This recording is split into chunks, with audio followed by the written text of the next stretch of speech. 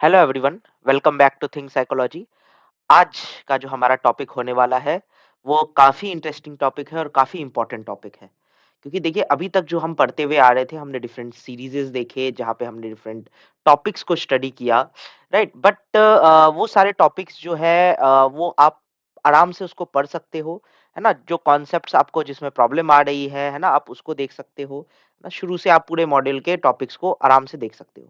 लेकिन आज का जो हमारा टॉपिक होगा, this is a very interesting topic क्योंकि ये एग्ज़ाम के टाइम पे अगर आपका प्रिपरेशन उतना अप टू द मार्क नहीं है और अगर आपका प्रिपरेशन बहुत ज़्यादा अप टू द मार्क है ना? तो उसको भी टेस्ट करने के लिए आज जो मैं ये टॉपिक लेके आया हूँ, यहाँ पे हम लोग डिस्कस करेंगे different important questions and previously asked questions. ठीक है, प्रीवियस ईयर के जितने भी क्वेश्चंस हैं, राइट, अराउंड 10 इयर्स के आसपास के सारे क्वेश्चंस यहाँ पे मैंने डाल रखे हैं और जितने भी इंपॉर्टेंट क्वेश्चंस हैं जो आपके एग्जाम में आ सकते हैं।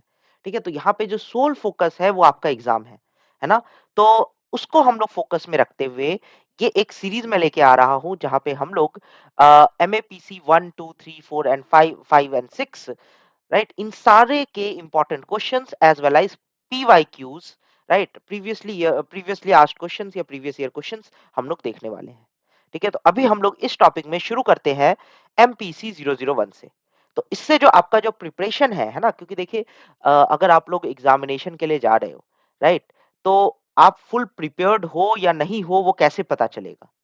वो इसी तरीके से पता चल सकता है जब आप क्वेश्चंस को अटेम्प्ट करके देखोगे, है ना? तो इसीलिए मैंने ये क्वेश्चन सीरीज लेके आया हूँ, ठीक है? जहाँ पे आप इसको आराम से एक-एक क्वेश्चन देख सकते हो, ठीक है? और इन सारे क्वेश्चंस के आंसर करने की कोशिश कर सकते हो और अगर आपको क्वेश्चंस नहीं पता है तो आप अपने मॉड्यूल से चेकआउट कर सकते हो क्योंकि हम लोग उसके सॉल्यूशंस भी डिस्कस करेंगे, ठीक है? तो काफ़ी इंटरेस्टिंग होने वाला है और ये तो आप ज़रूर देखिए, ठीक है? बिकॉज़ एग्ज़ाम से पहले क्वेश्चन का प्रिपरेशन अगर आप कर लेते हो तो आई एम 99% श्योर कि क्वेश्चंस जो है वो यहाँ से पक्का आने वाले हैं। कोई ना कोई क्वेश्चंस यहाँ से जरूर आएगा। ठीक है, तो यहाँ पे मैंने सारे टाइप के क्वेश्चंस रखे हुए हैं। 10 मार्क्स क्वेश्चंस जो पिछले साल पिछले 10 साल में आए हुए हैं। ठीक है, 6 मार्क्स क्वेश्चंस जो सेक्शन बी होता है हमारा। ठीक है, जो अ, पिछले 10 साल में आए हुए हैं and then we have also 3 marks questions. ठीक है, तो इनमें से क्वेश्चंस जो होंगे वो डेफिनेटली आपको पूछे जाएंगे, है ना? क्वेश्चंस के लैंग्वेज डिफरेंट हो सकते हैं बट क्वेश्चंस का एसेंस जो होगा इन्हीं क्वेश्चंस में से होगा। तो इसको अगर आप प्रिपेयर कर लेते हो तो आई कैन एश्योर यू कि आप जो है अ, अपने टेस्ट्स के लिए या अपने एग्जाम्स के लिए फुल्ली प्रिपेयर्ड हो। ठीक है? तो चलिए इसको हम देखते हैं। अगर आप ये चाहते हो कि आप ये पीपीटी लो, ये पीडीएफ लो, राइट? तो आप मेरे को डायरेक्टली कॉन्टैक्ट कर सकते हो। हमारे स्लाइड के एंड में, वीडियो के एंड में मेरा कॉन्टैक्ट नंबर है। जस्ट 49 रुपीज़ में आप ये पीडीएफ मेरे से ले सकते हो। ठीक है? तो चलिए शुरू करते हैं। डिफरेंट टाइप्स ऑफ क्वेश्चंस को समझते हैं और उसको देखते हैं। ये एमपीसी 001 वाले के लिए है, ठीक है? Cognitive psychology, learning and memory. यहाँ पे जितने भी क्वेश्चंस पॉसिबल थे, जितने भी प्रीवियस ईयर क्वेश्चंस थे, है ना? जितने भी इंपॉर्टेंट क्वेश्चंस थे, वो सारे मैंने यहाँ पे डाले हुए हैं।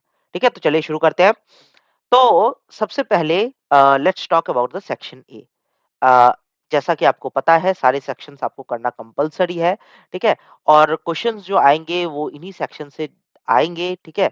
तो यही क्वेश्चंस में से कोई क्वेश्चंस हो सकते हैं जो आपके एग्ज़ाम में आ जाए, मे बी थोड़ा लैंग्वेज चेंज होगा लेकिन क्वेश्चंस तो कुछ इसी तरीके के होंगे, राइट? फर्स्ट क्वेश्चन है, critically discuss the investment and Confluence theory of creativity. जैसा कि आपको पता है ये जो सेक्शन ए है ये 10 मार्क्स कैरी करता है, तो एटलीस्ट आपको 5 पेज तो लिखना है आपके आंसर्स में, है ना? कोशिश करिएगा कि आपके आंसर्स जो होने चाहिए वो कम से कम 5 पेज तो होना चाहिए। 5 पेज मतलब आगे और पीछे दोनों साइड मिला के, है ना? टोटल 5 पेज हो जाएगा उस तरीके से, है ना? तो that is this section A. तो यहाँ पे जो है फर्स्ट क्वेश्चन है, critically discuss the investment and Confluence theory of creativity. तो क्रिएटिविटी की अगर हम बात करें तो क्रिएटिविटी आपके अगर हम मॉड्यूल में जाके देखें तो ये देखिए, ये है आपका क्रिएटिविटी, है ना? तो ये देखिए ये पूरा आपके ब्लॉक 2 में यूनिट 4 में आपको पूरा टॉपिक ही क्रिएटिविटी के ऊपर मिलेगा, ठीक है? आप यहाँ से इसको पढ़ सकते हो। आपका पूरा ये कॉन्सेप्ट जो है ना क्रिएटिविटी को लेके क्लियर हो जाएगा। और ये देखिए ये रहा investment and Confluence theory of creativity, here you can see this, है ना? तो आप इसको यहाँ से देख सकते हो। ये पूरा जो है, ये पूरा क्रिएटिविटी है ना? तो ये पूरा थ्योरी आपको एक्सप्लेन करना है, एस्पेक्ट्स ऑफ क्रिएटिविटी भी आपको बताना पड़ेगा। तो कोशिश करिएगा कि इसको जो है ना एक्रोनिम के फॉर्म में याद रख लीजिए, ठीक है? जब आप आंसर्स लिखो, तो आप ये ज़रूर कोशिश करिएगा कि जो आंसर्स होने चाहिए, उसमें ये जो पॉइंट्स है यहाँ पे मेंशन्ड है, राइट? एग्ज़ामिनर्स जो होंगे आपके, वो ये चेक नहीं करेंगे कि आपने आंसर्स में क्या लिखा है, ठीक है? आप लिख सकते हो जितने ज़्यादा पॉइंट्स हैं वो लिख सकते हो, बट कोशिश ये करिए कि जब आप आंसर्स लिख रहे हो तो ये जो वर्ड्स है यहाँ पे जो कीवर्ड्स हैं, ठीक है? जैसे कि रेजिस्टेंस टू प्रीमैच्योर क्लोज़र है ना? फिर उसके बाद इलैबोरेशन, ठीक है? तो ये सारे जो की पॉइंट्स हैं, इनको आपको अपने आंसर्स में लिखना है। तो कैसे भी अगर ये पॉइंट्स याद रह जाएँ तो that would be very good for you, है ना? ये देखिए यहाँ पे भी की पॉइंट्स दे रखे हैं, थिंकिंग स्टाइल, है ना? पर्सनैलिटी, ये सब जो है ये सब वही टॉपिक के की पॉइंट्स हैं, है ना? इंटेलेक्चुअल स्किल्स, ये investment and Confluence theory of creativity है। इसमें से बहुत क्वेश्चन्स आते हैं। बहुत बार मैंने देखा है कि intelligence and Confluence theory investment and Confluence theory of creativity से क्वेश्चन आते हुए। ठीक है? अभी मैं आपको जो ये क्वेश्चन्स दिखाऊँगा, इसमें कई सारे क्वेश्चन्स आपको दिखेंगे कि रिपीट हुए हैं। है ना? This investment and Confluence theory. तो आप इसको याद रखिए, ठीक है? और कोशिश करिए कि ये की पॉइंट्स जो है, जब आप आंसर लिखो, ठीक है? तो ये की पॉइंट्स ज़रूर लिखें। की पॉइंट्स अगर आप लिखोगे तो एग्जामिनर जो है ना और इसको अंडरलाइन ज़रूर करें या ब्लैक पेन से लिखें, किसी भी तरीके से ये दिखने चाहिए। ठीक है? तो एग्जामिनर नहीं पढ़ने वाला है कि क्या लिखा है आपने अंदर उसके बारे में कितना भी अगर आपको उसके बारे में थोड़ा आइडिया है, नहीं है वो मैटर नहीं करता। की पॉइंट्स बहुत ज़्यादा मैटर करते हैं, इसलिए कोशिश ये करिए कि आपके आंसर्स में ये की पॉइंट्स ज़रूर होने चाहिए। ठीक है? तो कॉन्फ्लुएंस थ्योरी, राइट? यहाँ पे जितने भी की पॉइंट्स हैं कोई भी एक्रोनिम बना के कैसे भी आप इसको याद करने की कोशिश करिए। ओके, तो ये हमारा हो गया क्रिएटिविटी, जिसमें हमने कॉन्फ्लुएंस थ्योरी ऑफ क्रिएटिविटी देखा। ओके, नाउ क्वेश्चन नंबर 2 देखते हैं। Describe various speech disorders. Speech disorder से भी बहुत ज्यादा क्वेश्चंस आते हैं, है ना? स्पीच डिसऑर्डर आपको कहाँ पे मिलेगा, तो वो भी हम देख लेते हैं। तो ये देखिए, ये है आपका लैंग्वेज वाले ब्लॉक में आपको देखने को मिलेगा, ठीक है? और यहाँ पे आप देख सकते हो कि ये रहा आपका स्पीच डिसऑर्डर, है ना? तो देखिए different types of speech disorder है, बहुत ज़्यादा क्वेश्चन आता है। अभी हम लोग लैंग्वेज डिसऑर्डर भी देखेंगे, बट अभी जो देख रहे हैं हम लोग स्पीच डिसऑर्डर देख रहे हैं। अगेन मैं बार-बार आपको फोकस ये कोशिश कर रहा हूँ कहने का कि आप जो है इनके की पॉइंट्स को याद रखने की कोशिश करिए, ठीक है? जैसे कि वो वॉइस डिसऑर्डर है, फिर उसके बाद we have speech sound disorders, है ना? जहाँ पे आप देख सकते हो, है ना? आर्टिकुलेशन डिसऑर्डर है, ठीक है? फिर उसके बाद फिनोमेनिक डिसऑर्डर्स है ना? फ्लुएंसी डिसऑर्डर भी आ जाता है, ठीक है? स्टमरिंग जो होता है ना? वो भी आ जाता है। एप्रेक्सिया बहुत इंपॉर्टेंट स्पीच डिसऑर्डर है। कई बार 3 मार्क्स के क्वेश्चन में वो डायरेक्टली पूछ देते हैं कि एप्रेक्सिया होता क्या है? ठीक है? तो ये भी आप अच्छे से याद रख लीजिएगा। फिर उसके बाद डिस्प्रोसोडी, राइट? ये भी है, फिर उसके बाद डिस्थेरिया है ना? डायस्थेरिया, ठीक है? तो ये जो ये डिफरेंट स्पीच डिसऑर्डर्स हैं जो आपके एग्ज़ाम अगर आप ये क्वेश्चन आता है और स्पेशली अगर 10 मार्क्स में आता है तो आपको ये ऐसे लिखना है ना? This is a very important question. Speech sound disorders और डिफरेंट स्पीच डिसऑर्डर जहाँ पे वॉइस डिसऑर्डर भी है, वो अलग-अलग तरीके से इस क्वेश्चन को पूछ सकते हैं, ठीक है? अभी हम लोग देखेंगे कि इस ये क्वेश्चन कैसे डिफरेंट फॉर्म्स में रिपीट हो रहे हैं, ठीक है? तो आई होप आपको ये समझ में आया होगा। स्पीच डिसऑर्डर देखिए कोशिश यही करिएगा की पॉइंट्स ज़रूर मेंशन करिए। आप अंदर क्या लिख रहे हो वो उतना ज़्यादा मैटर नहीं करेगा कंपेयर टू आप की पॉइंट्स क्या लिख यूज़ कर रहे हो। ठीक है? अगर डिफरेंट की पॉइंट्स यूज़ करोगे, डिफरेंट वर्ड्स यूज़ करोगे, डिफरेंट सब टॉपिक्स यूज़ करोगे, तो शायद एग्ज़ामिनर को थोड़ा अनकंफर्टेबल फ़ील होगा और वो थोड़ा मार्क्स कट कर सकता है। बट अगर आप बुक के ही की पॉइंट्स और बुक के ही जो की पॉइंट्स हैं या सब टॉपिक्स हैं उसको यूज़ करते हो तो ज़्यादा चांसेस है कि आपको बेटर मार्क्स मिलेंगे। ठीक है? तो मैंने ये बहुत देखा है ना? इसलिए मैं एक्सपीरियंस से आपको बता रहा हूँ। ओके, नेक्स्ट इज़ हमने देख लिया कि स्पीच डिसऑर्डर क्या है। Third question, explain the concept and the benefits of multilingualism. ठीक है? मल्टीलिंगुअलिज्म अगेन ये कहाँ पे आएगा आपके लैंग्वेज वाले टॉपिक में ही आएगा। कौन सा टॉपिक है ये? लैंग्वेज जो है ये ब्लॉक 3 है आपका, है ना? तो ब्लॉक 3 में मल्टीलिंगुअलिज्म जो है यहाँ पे आप देख सकते हो, ठीक है? यूनिट 3 ब्लॉक 4 है ना? वहाँ पे आपको डायरेक्टली मिल जाएगा मल्टीलिंगुअलिज़्म के बारे में, है ना? और यहाँ पे देखिए क्लियरली एक्सप्लेन कर रखा है कि मल्टीलिंगुअलिज़्म का क्या इम्पोर्टेंस है हमारे एनवायरनमेंट में या हमारी सोसाइटी में। ठीक है? तो आपको बहुत सारे लैंग्वेज आने चाहिए, ठीक है? तो जो बेनिफिट्स है वो बेनिफिट्स है, फिर उसके बाद there are other benefits also जहाँ पे इन्होंने डिफरेंट बेनिफिट्स लिखे हुए हैं, है ना? डिफरेंट डिफरेंट बुक से और कुछ हिस्टोरिकल रेफरेंसेस को लेके इन्होंने जो है ना एक्सप्लेन किया हुआ है मल्टीलिंगुअलिज्म के बारे में। तो कोशिश ये करिएगा कि आपको ये टॉपिक आप इसको अच्छे से पढ़ के जाओ क्योंकि जो क्वेश्चंस मैं अभी आपको बता रहा हूँ, है ना? इसमें से बहुत ज़्यादा चांसेस है कि आपके एग्ज़ाम में क्वेश्चन्स आएँगे, ठीक है? अगर आप इसको पढ़ लोगे और एटलीस्ट जो मैं बता रहा हूँ आपको जहाँ पे ये टॉपिक्स अवेलेबल है, आप उन टॉपिक्स को पढ़ लो, तो आपका जो है एग्ज़ाम जो होगा वो बहुत अच्छा जाएगा, ट्रस्ट मी ऑन दिस। ये हमने देख लिया मल्टीलिंगुअलिज्म। क्वेश्चन नंबर 4 देखते हैं, describe the characteristics of difficult problems, discuss the methods, models and methods of effective problem solving. ठीक है? तो मॉडल्स और methods of effective problem solving कहाँ मिलेगा आपको? ये आपको मिलेगा प्रॉब्लम सॉल्विंग वाले टॉपिक में। तो किधर है आपका प्रॉब्लम सॉल्विंग? Block 4, right? और यहाँ पे जो है डिफरेंट मेथड्स पूछ रहा है ना? मेथड्स हैं, देखिए अदर मेथड्स हैं प्रॉब्लम सॉल्विंग के, ठीक है? तो यहाँ पे आप ये भी मेंशन करना पड़ेगा आपको, राइट? तो कोशिश करिएगा कि यहीं से आप क्वेश्चंस को अच्छे से पढ़ के जाएँ, है ना? और अंडरस्टैंडिंग प्रॉब्लम सॉल्विंग और उसके गोल्स। तो ये पूरा जो यूनिट 4 है ना ब्लॉक 4 जो है, ये पूरा प्रॉब्लम सॉल्विंग के ऊपर ही है और यूनिट 4 देखिए आप यहीं से वो क्वेश्चन आया हुआ है, ठीक है? उसके बाद हम चलते हैं नेक्स्ट क्वेश्चन में व्हिच इज़ योर हाँ, क्वेश्चन नंबर 4, ठीक है? Provide the historical overview of cognitive psychology, discuss the key issues in the study of cognitive psychology. ठीक है? तो ओवरव्यू बताना है आपको कॉग्निटिव साइकोलॉजी के बारे में। तो कॉग्निटिव साइकोलॉजी कहाँ मिलेगा आपको? ये देखिए, तो यहाँ पे जो है आपको दिख रहा है ये ब्लॉक 1 यूनिट 1, ठीक है? वहाँ पे की इश्यूज दे रखे हैं, की issues in the study of cognitive psychology जहाँ पे नेचर वर्सेस नर्चर है, काफ़ी इम्पोर्टेंट है, बहुत बार एग्ज़ाम में आता है, ठीक है? अगर आपको ये इसके बारे में अच्छे से समझना है तो मेरा वीडियो अवेलेबल है, ठीक है? आप उसको जाके डायरेक्टली देख सकते हो। तो दीज़ आर द डिफरेंट की इश्यूज ऑफ कॉग्निटिव साइकोलॉजी, है ना? यहाँ पे आप देख सकते हो मल्टीपल की इश्यूज, की आइडियाज़ भी हैं, ठीक है? तो ये आप डेफिनिटली पढ़ के जाइएगा, क्वेश्चन यहाँ से बहुत आता है ना?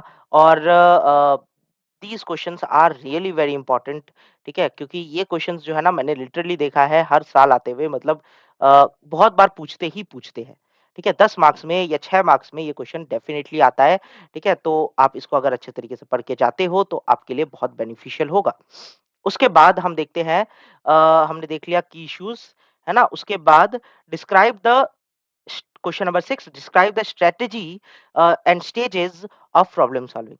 ठीक है? डिफरेंट स्ट्रेटजीज और स्टेजेस क्या-क्या है प्रॉब्लम सॉल्विंग के तो वो भी देख लेते हैं। ओके, तो यहाँ पे आपको देखने को मिलेगा डिफरेंट स्ट्रेटजीज एंड स्टेजेस जहाँ पे आप देख सकते हो जनरेटिंग सॉल्यूशंस, है ना? यहाँ पे ये देखिए, ये सारे जो है ये आपके स्ट्रेटजीज हैं, है ना? और इसी में आपको देखिए स्ट्रेटजीज ऑफ प्रॉब्लम सॉल्विंग, है ना?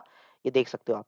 ठीक है? तो यहाँ पे देखिए एलोगरिथम है और बहुत सारी चीज़ें हैं, है ना? हिस्टैरिसीस है और these are the different strategies फिर उसके बाद स्टेजेस क्या-क्या होते हैं, है ना? वो सब भी यहाँ पे मेंशन्ड है।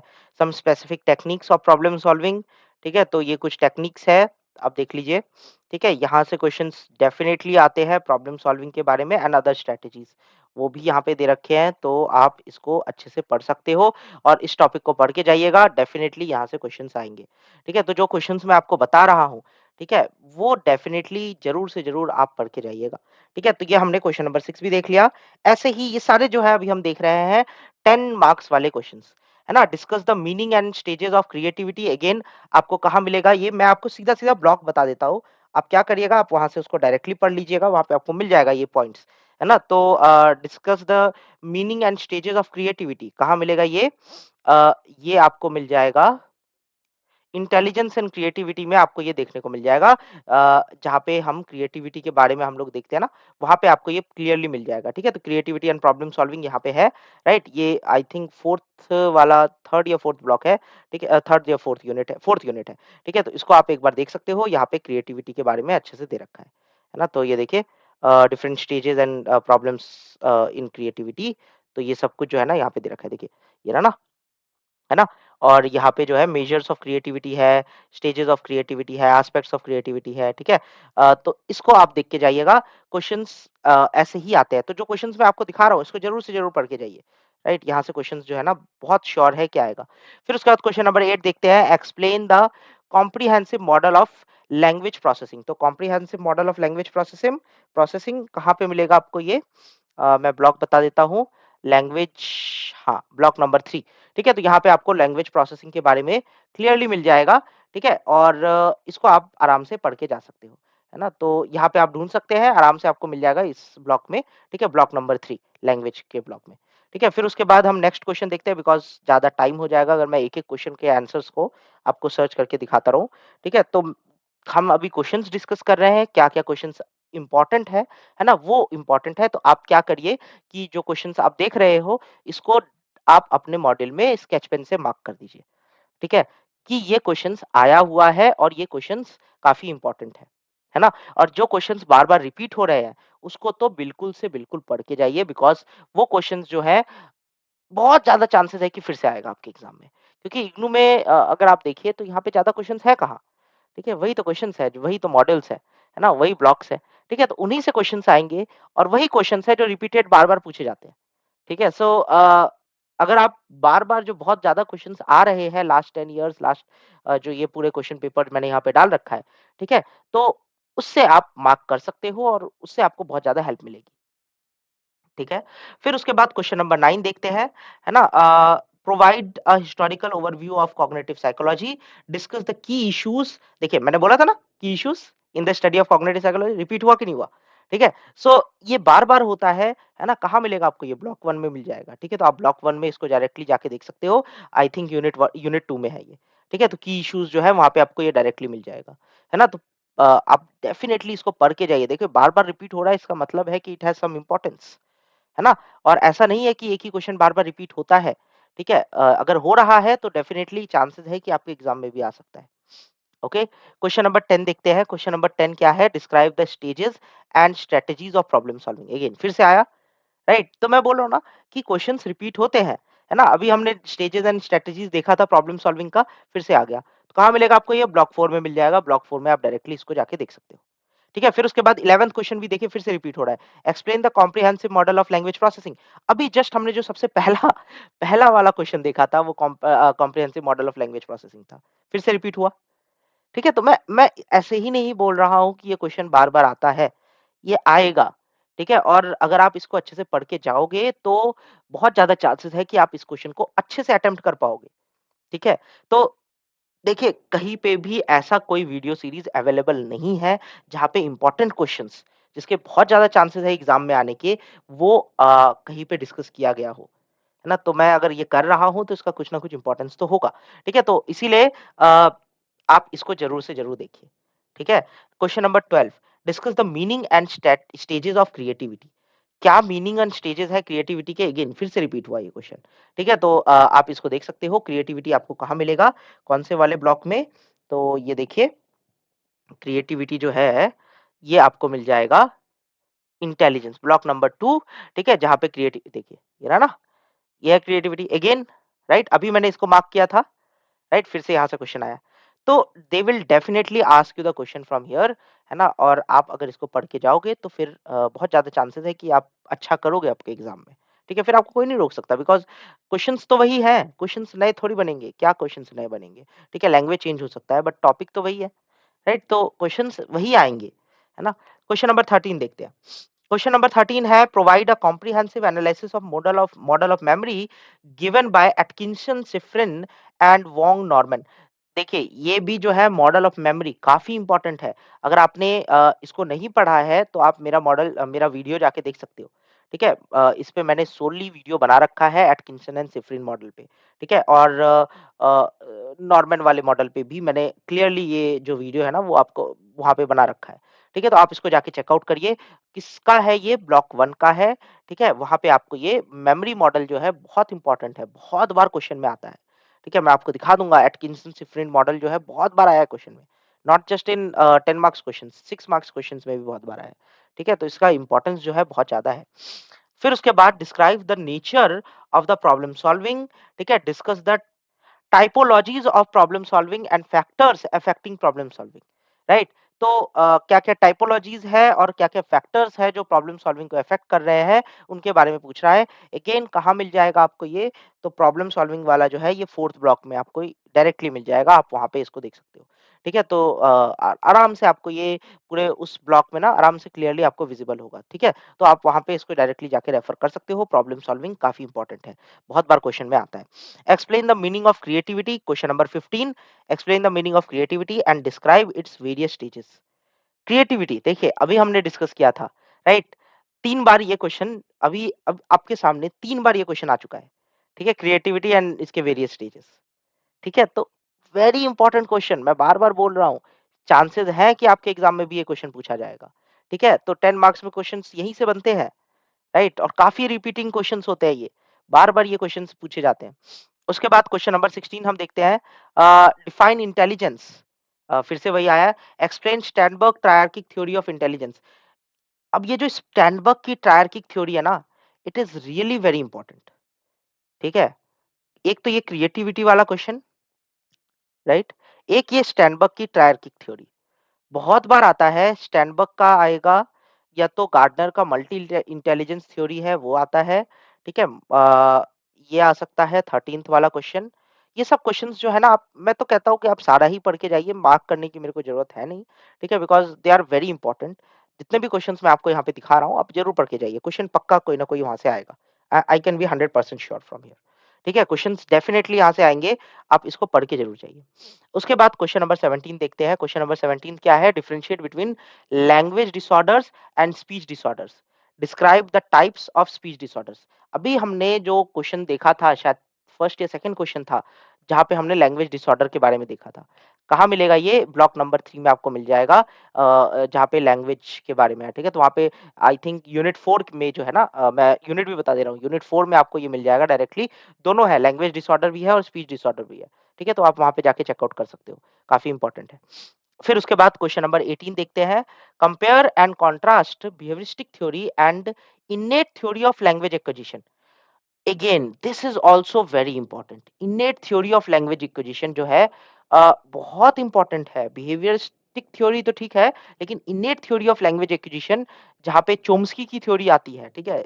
It is really very important, है ना? बहुत बार मान ये क्वेश्चंस आते हैं, ठीक है? तो इसको जरूर पढ़ के जाइएगा। कहाँ पे मिलेगा ये? अगेन लैंग्वेज वाले टॉपिक में है, यूनिट ब्लॉक 3, ठीक है? ब्लॉक 3 में आपको ये डायरेक्टली मिल जाएगा। उसके बाद क्वेश्चन नंबर 19 देखते हैं।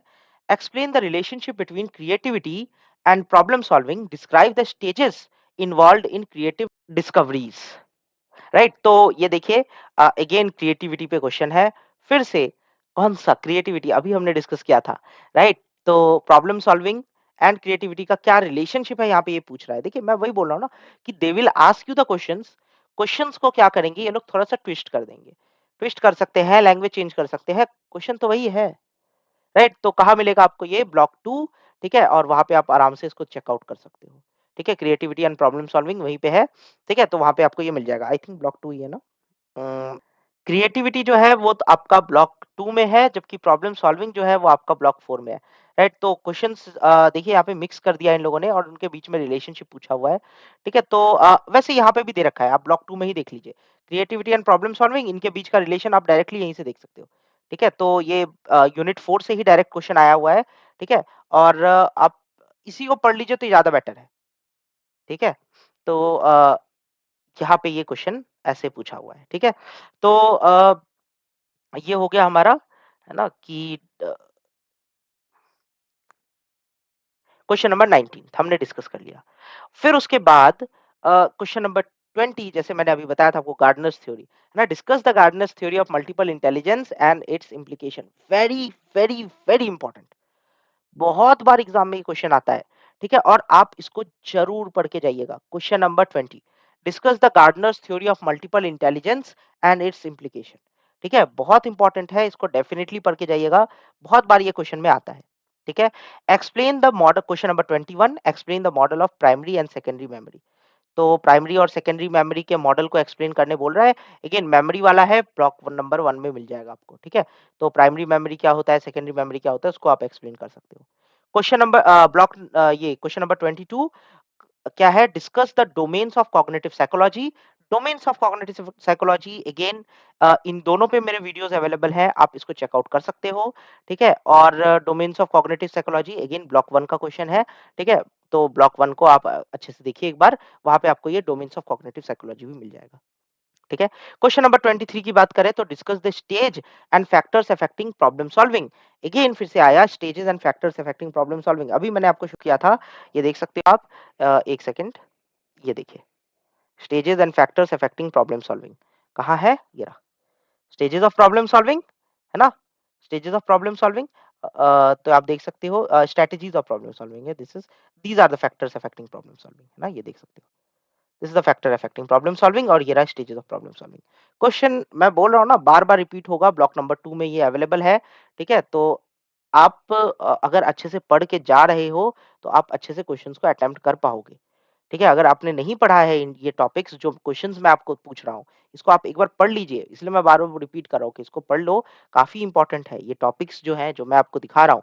ठीक है, आप इसको इसके स्क्रीनशॉट ले सकते हो, नहीं तो आप मेरे से इसके पीडीएफ ले सकते हो। ठीक है, कैसे भी हो, जिस जो भी आपको बेनिफिशियल लगे, ठीक है, आप उस तरीके से इसको पढ़िए, लेकिन ये टॉपिक्स पढ़ के जाइए, आपके एग्जाम में बहुत हेल्प होगा।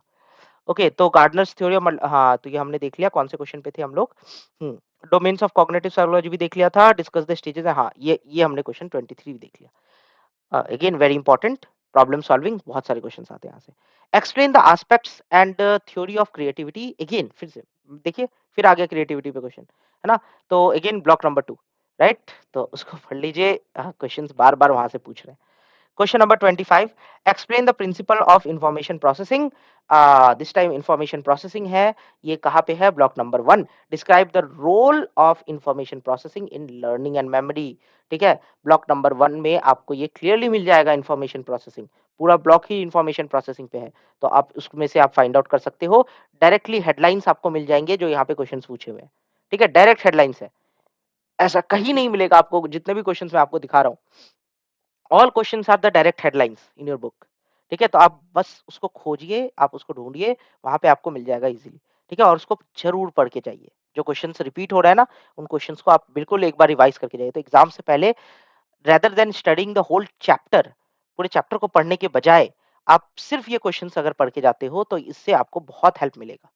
ठीक है, okay, discuss the investment and Confluence theory of creativity. Again first question जो था फिर से रिपीट हुआ, very important, investment and Confluence theory, मैंने आपको बोला था ये क्वेश्चन बार बार आता है और ये आया है, देख लीजिए, right, question number 26, investment and Confluence theory of creativity. ठीक है, कहाँ मिल जाएगा आपको, again block number 2। Okay, next is question number 27. Give a comprehensive account of general factor theory and multi-factor theories of intelligence. Again, intelligence वाला topic है, block number 2 में ये आपको क्लियरली मिल जाएगा। यहाँ पे आप क्लियरली देख सकते हो कि क्या ये पूरा इंटेलिजेंस थ्योरी मिलेगा आपको यहाँ पे, है ना, ये ब्लॉक ही इंटेलिजेंस थ्योरी पे है, तो आपको ऊपर आप थोड़ा स्लाइड करिए, वहां पे आपको दिख जाएगा। ठीक है, तो ये जो है आपका इंटेलिजेंस थ्योरी, बहुत बार क्वेश्चन आया है यहाँ से।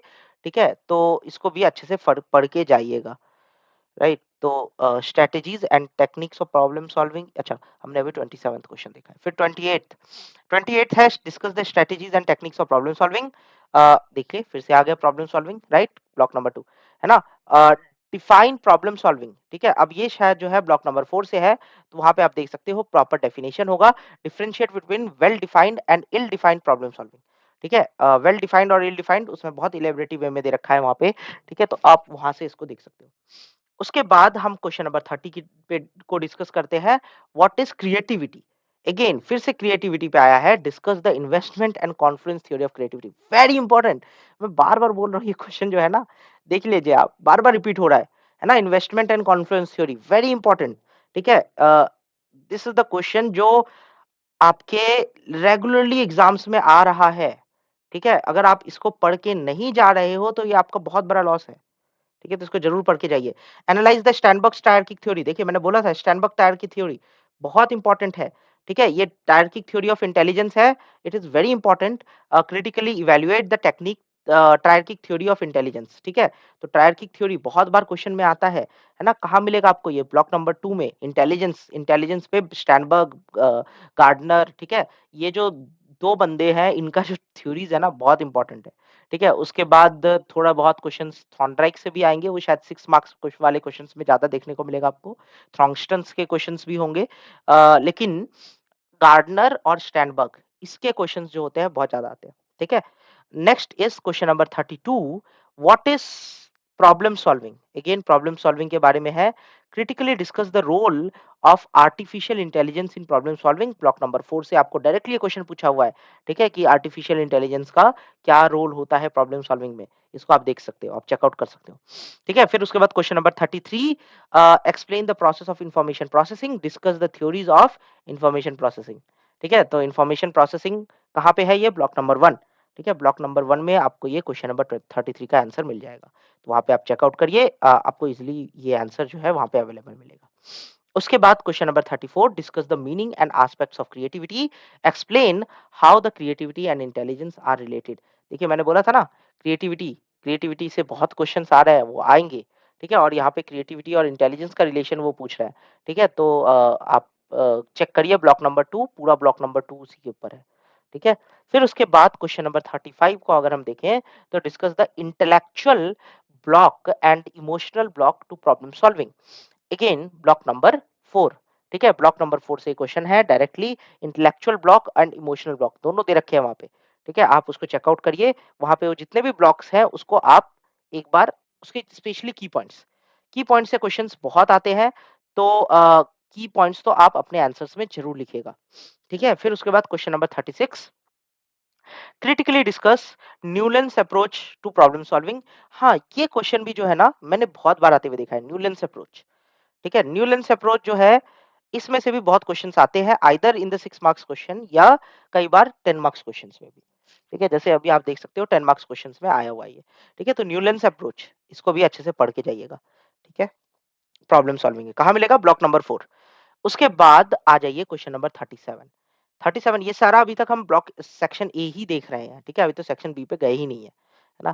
क्वेश्चन नंबर 37 जो है क्या है? Evaluate the structure of intellect, SOI theory of intelligence given by Guilford. Guilford की भी जो थ्योरी है काफ़ी इंपॉर्टेंट है, ठीक है? 10 मार्क्स में आता है ये, यहाँ पे गलती से 10 लिखा गया है, ठीक है? शायद एडिटिंग के टाइम पे दिक्कत आई होगी।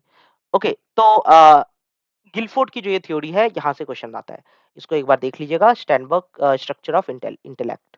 Discuss question number 38, discuss the stages and strategies of problem solving. Again मैंने बोला था ना, ब्लॉक नंबर 2, ठीक है? डायरेक्ट वहाँ से क्वेश्चन है ये, 38। क्वेश्चन नंबर 39 देखते हैं। अभी हमने पहले इसको डिस्कस कर लिया है, ठीक है? तो बार-बार इसको एक ही चीज़ को डिस्कस करने की ज़रूरत नहीं है। Question number 39, describe the basic unit of language, है ना? बेसिक यूनिट्स ऑफ लैंग्वेज क्या है? Explain the higher level of linguistic analysis, है ना? कहाँ पे मिलेगा ये आपको? Language acquisition, question block number 3, ठीक है? वहाँ पे पूरा लैंग्वेज एक्विजिशन पे वो पूरा ब्लॉक है, उस पे आप आराम से देख सकते हो। ये डायरेक्टली हेडलाइन से क्वेश्चन है, आप जस्ट ये हेडलाइन खोजने की कोशिश करिए, आपको ये आंसर मिल जाएगा, ठीक है? तो उसके की पॉइंट्स आप अच्छे से लर्न कर लीजिएगा। Okay, next is 40। 40 में क्या है? Discuss the emotional and intellectual blocks of problem solving. Again मैंने बोला था, देख लीजिए, इमोशनल एंड इंटेलेक्चुअल ब्लॉक, मैंने अभी आपको ये क्वेश्चन दिखाया था कि ये क्वेश्चन आया हुआ है, फिर से ये क्वेश्चन रिपीट हो रहा है, ठीक है? इमोशनल एंड इंटेलेक्चुअल ब्लॉक बहुत बार क्वेश्चन में आता है, इसलिए इसको जरूर से पढ़ के जाइए। What is intelligence? Question number 41, compare and construct Sternberg two factor theory and Thurstone's group factor theory of intelligence. मैंने बोला था ना, स्पेरमैन थॉर्नस्टन का क्वेश्चन तो आता ही है, स्टैनबर्ग का भी आता है, स्पेरमैन का भी यहाँ पे टू फैक्टर थ्योरी पूछा हुआ है, ठीक है? अब ये जो क्वेश्चंस होंगे यहाँ पे देखिए, ऐसा होगा कि आपको जो है 100% सारे क्वेश्चंस अटेम्प्ट नहीं करने होंगे। 10 मार्क्स में आपको 2 क्वेश्चंस ही अटेम्प्ट करने होंगे। तो अगर आपको आंसर्स पता होंगे तो ही आप अटेम्प्ट कर पाओगे, है ना? तो एटलीस्ट 2 क्वेश्चंस तो आपको पता होने चाहिए 10 मार्क्स में से, 4 क्वेश्चंस में से, ठीक है? तो क्वेश्चन नंबर 42 देखते हैं। Discuss the various research methods in cognitive psychology, ठीक है? रिसर्च मेथड्स कहाँ मिलेगा आपको? ब्लॉक नंबर 1, ठीक है? कॉग्निटिव साइकोलॉजी के ऊपर है पूरा, ठीक है? आई थिंक ब्लॉक यूनिट 4 में आपको ये डायरेक्टली मिल जाएगा, रिसर्च मेथड्स। ठीक है? फिर उसके बाद नहीं आपने आपको पढ़ना है तो मेरा वीडियो इस पे अवेलेबल है, आप वहाँ पे चेकआउट कर सकते हो उसको। ठीक है? Question number 43, describe the stages of creativity. Again बार-बार ये क्वेश्चन आ रहा है। Explain the relationship between intelligence and creativity. ठीक है? रिलेशनशिप आपको बताना है इंटेलिजेंस और क्रिएटिविटी में क्या-क्या रिलेशनशिप है। यहाँ पे जो ये 10 और 5 प्लस 5 जो लिखे हुए हैं ना, ये एक्चुअली अ, मार्क्स लिखे हुए हैं कि कैसे डिस्ट्रीब्यूटेड है। बीच में कहीं पे गलती से आ गया है। ठीक है? तो डोंट माइंड दिस, है ना? तो 5 प्लस 5 या जो 10 लिखा हुआ है ये एक्चुअली वैल्यू नहीं है। ठीक है? गलती से बीच में आ गया है। ये अ, इन्हीं के क्वेश्चंस के मार्क्स हैं। ओके? फिर उसके बाद 44, describe Hines model and Hales model of for effective problem solving. Hines model and Hales model, ठीक है, बहुत इंपॉर्टेंट है प्रॉब्लम सॉल्विंग में, आपको डायरेक्टली मिल जाएगा, ये डिफरेंट मॉडल्स वहाँ पे अवेलेबल है, आप वहाँ से इसको देख सकते हो। ठीक है, हाइंस मॉडल एंड हेल्स मॉडल्स में से एक क्वेश्चन पक्का आता है। ठीक है, या तो ये 6 मार्क्स में आएगा या तो ये 10 मार्क्स में, दोनों ही पूछ दिया गया है तो 10 मार्क्स में यहाँ पे दे रखा है। ठीक है, तो that is the benefit of this. Question number 45, discuss the perceptual, cultural and emotional blocks of problem solving. देखिए मैंने बोला था ब्लॉक्स बहुत बार पूछते हैं, फिर से पूछा है। राइट, क्वेश्चन नंबर 45 है ना, तो ये ब्लॉक जो है इसको तो पढ़ के ही आना है आपको। ठीक है, पढ़ना ही है, this is very important. Explain the principles of question number 46. Explain the principles of information processing. Describe Sternberg information processing approach. Sternberg का information processing approach जो है उसके ऊपर दे रखा है, तो ये आपको जो है ना ब्लॉक 1 में भी आपको दिख जाएगा, स्टैंडबर्ग के बारे में थोड़ा-सा दे रखा है। नहीं तो आपको ये जो है ना डायरेक्टली आप ब्लॉक 2 में देख सकते हो, जहाँ पे स्टैंडबर्ग का इंटेलिजेंस थ्योरी है, वहाँ पे भी इसको एक्सप्लेन कर रखा है। वैसे ब्लॉक 1 में अच्छा एक्सप्लेन किया हुआ है।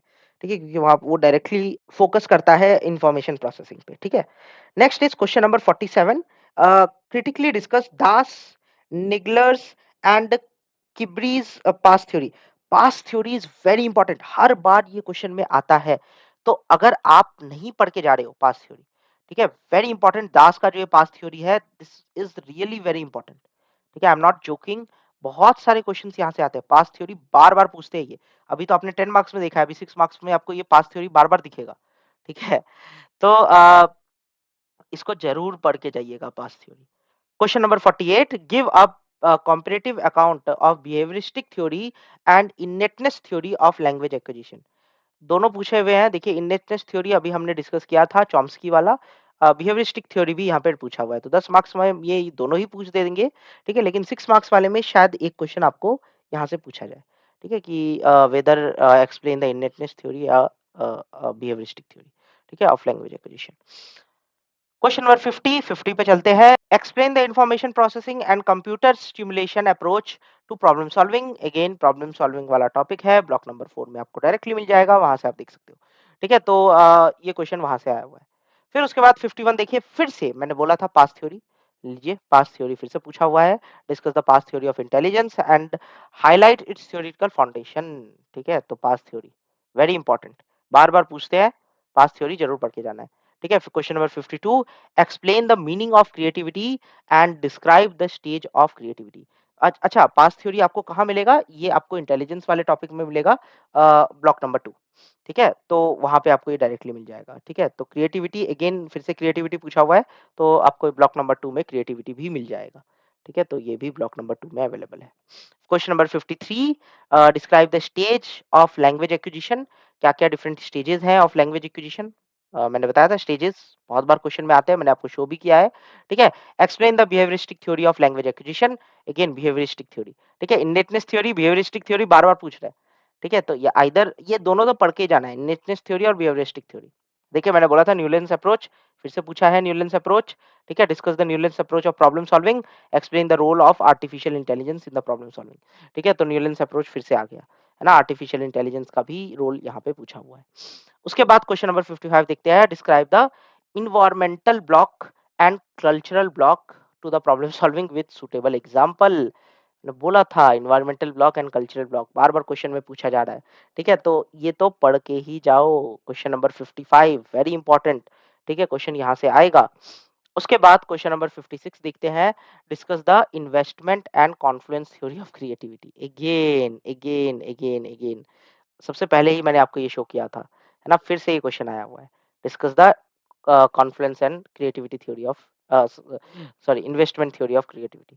ठीक है? तो क्वेश्चन आता है, इसको पढ़ के ज़रूर जाओ, ठीक है? क्योंकि बहुत इम्पोर्टेंट है ये। What is speech disorder? तो स्पीच डिसऑर्डर क्या है, वो भी यहाँ पे पूछा हुआ है, तो आप इसको देख सकते हो। Discuss the various characteristics of apraxia and of the speech and dysarthria. मैंने आपको स्पीच डिसऑर्डर जब दिखाया था, तो वहाँ पे मैंने बताया था कि ये देखिए आप डिफरेंट स्पीच डिसऑर्डर्स हैं, है ना? आप उसके बारे में इन्होंने डायरेक्टली नाम देके फिर उसको बोला है कि आप उसको एक्सप्लेन करिए, राइट? तो कर सकते हो, बहुत सिंपल है ना? कुछ नहीं है इसमें। स्पीच डिसऑर्डर आपको पता ही है ना? आप डायरेक्टली यहाँ से आंसर कर सकते हो। क्वेश्चन नंबर 58 की बात करते हैं। Describe and evaluate Gardner's theory of multiple intelligence. Very very very important. Gardner theory of multiple intelligence बार बार पूछते हैं एग्जाम में, ये क्वेश्चन आता ही है, इसको पढ़ के जाना है। जितने भी मल्टीपल इंटेलिजेंस है, ठीक है, जितने भी इंटेलिजेंस है, उसको आप एक्रोनिम बना के याद करो, ठीक है, कैसे भी याद रखो, सीधा सीधा याद रख लो। जैसे भी जितने भी इंटेलिजेंस थ्योरीज हैं, जितने भी इंटेलिजेंस है, मल्टीपल इंटेलिजेंस, वहाँ पे different different intelligence written written है, ठीक है, वो की पॉइंट्स, वो सब टॉपिक्स आप जरूर याद करके जाइए। कम से कम आई थिंक 12 के अराउंड है ना? तो उसको तो पक्का पढ़ना ही है और याद रहने चाहिए वो। की इश्यूज, देखिए मैंने बोला था what are the key issues in cognitive psychology, बार बार पूछ रहा है। Discuss the current status of cognitive psychology as a branch of psychology. ठीक है, तो अगेन ब्लॉक नंबर 1, वहां पे आपको ये डायरेक्टली मिल जाएगा। की इश्यूज बार बार क्वेश्चन में पूछते हैं, तो इसको अच्छे से पढ़ के जाइएगा। फिर उसके बाद क्वेश्चन नंबर 60 देखते हैं, बस खत्म होने वाला है ना? फिर हम लोग सेक्शन बी पे चले जाएंगे। क्वेश्चन नंबर 60 देखते हैं। Discuss the level of processing of model by Craik and Lockhart. ये मेमोरी रिटेंशन पे मॉडल है ना? मेमोरी वाले टॉपिक में आपको दिख जाएगा ये, ठीक है? ब्लॉक 1, वहाँ पे आप इसको डायरेक्टली देख सकते हो, ठीक है? तो मेमोरी रिटेंशन के ऊपर ये पूरा मॉडल है, ठीक है? तो वहीं पे मोस्ट प्रोबेबली ये होगा, नहीं तो ब्लॉक 2 में आपको ये डेफिनिटली मिल जाएगा।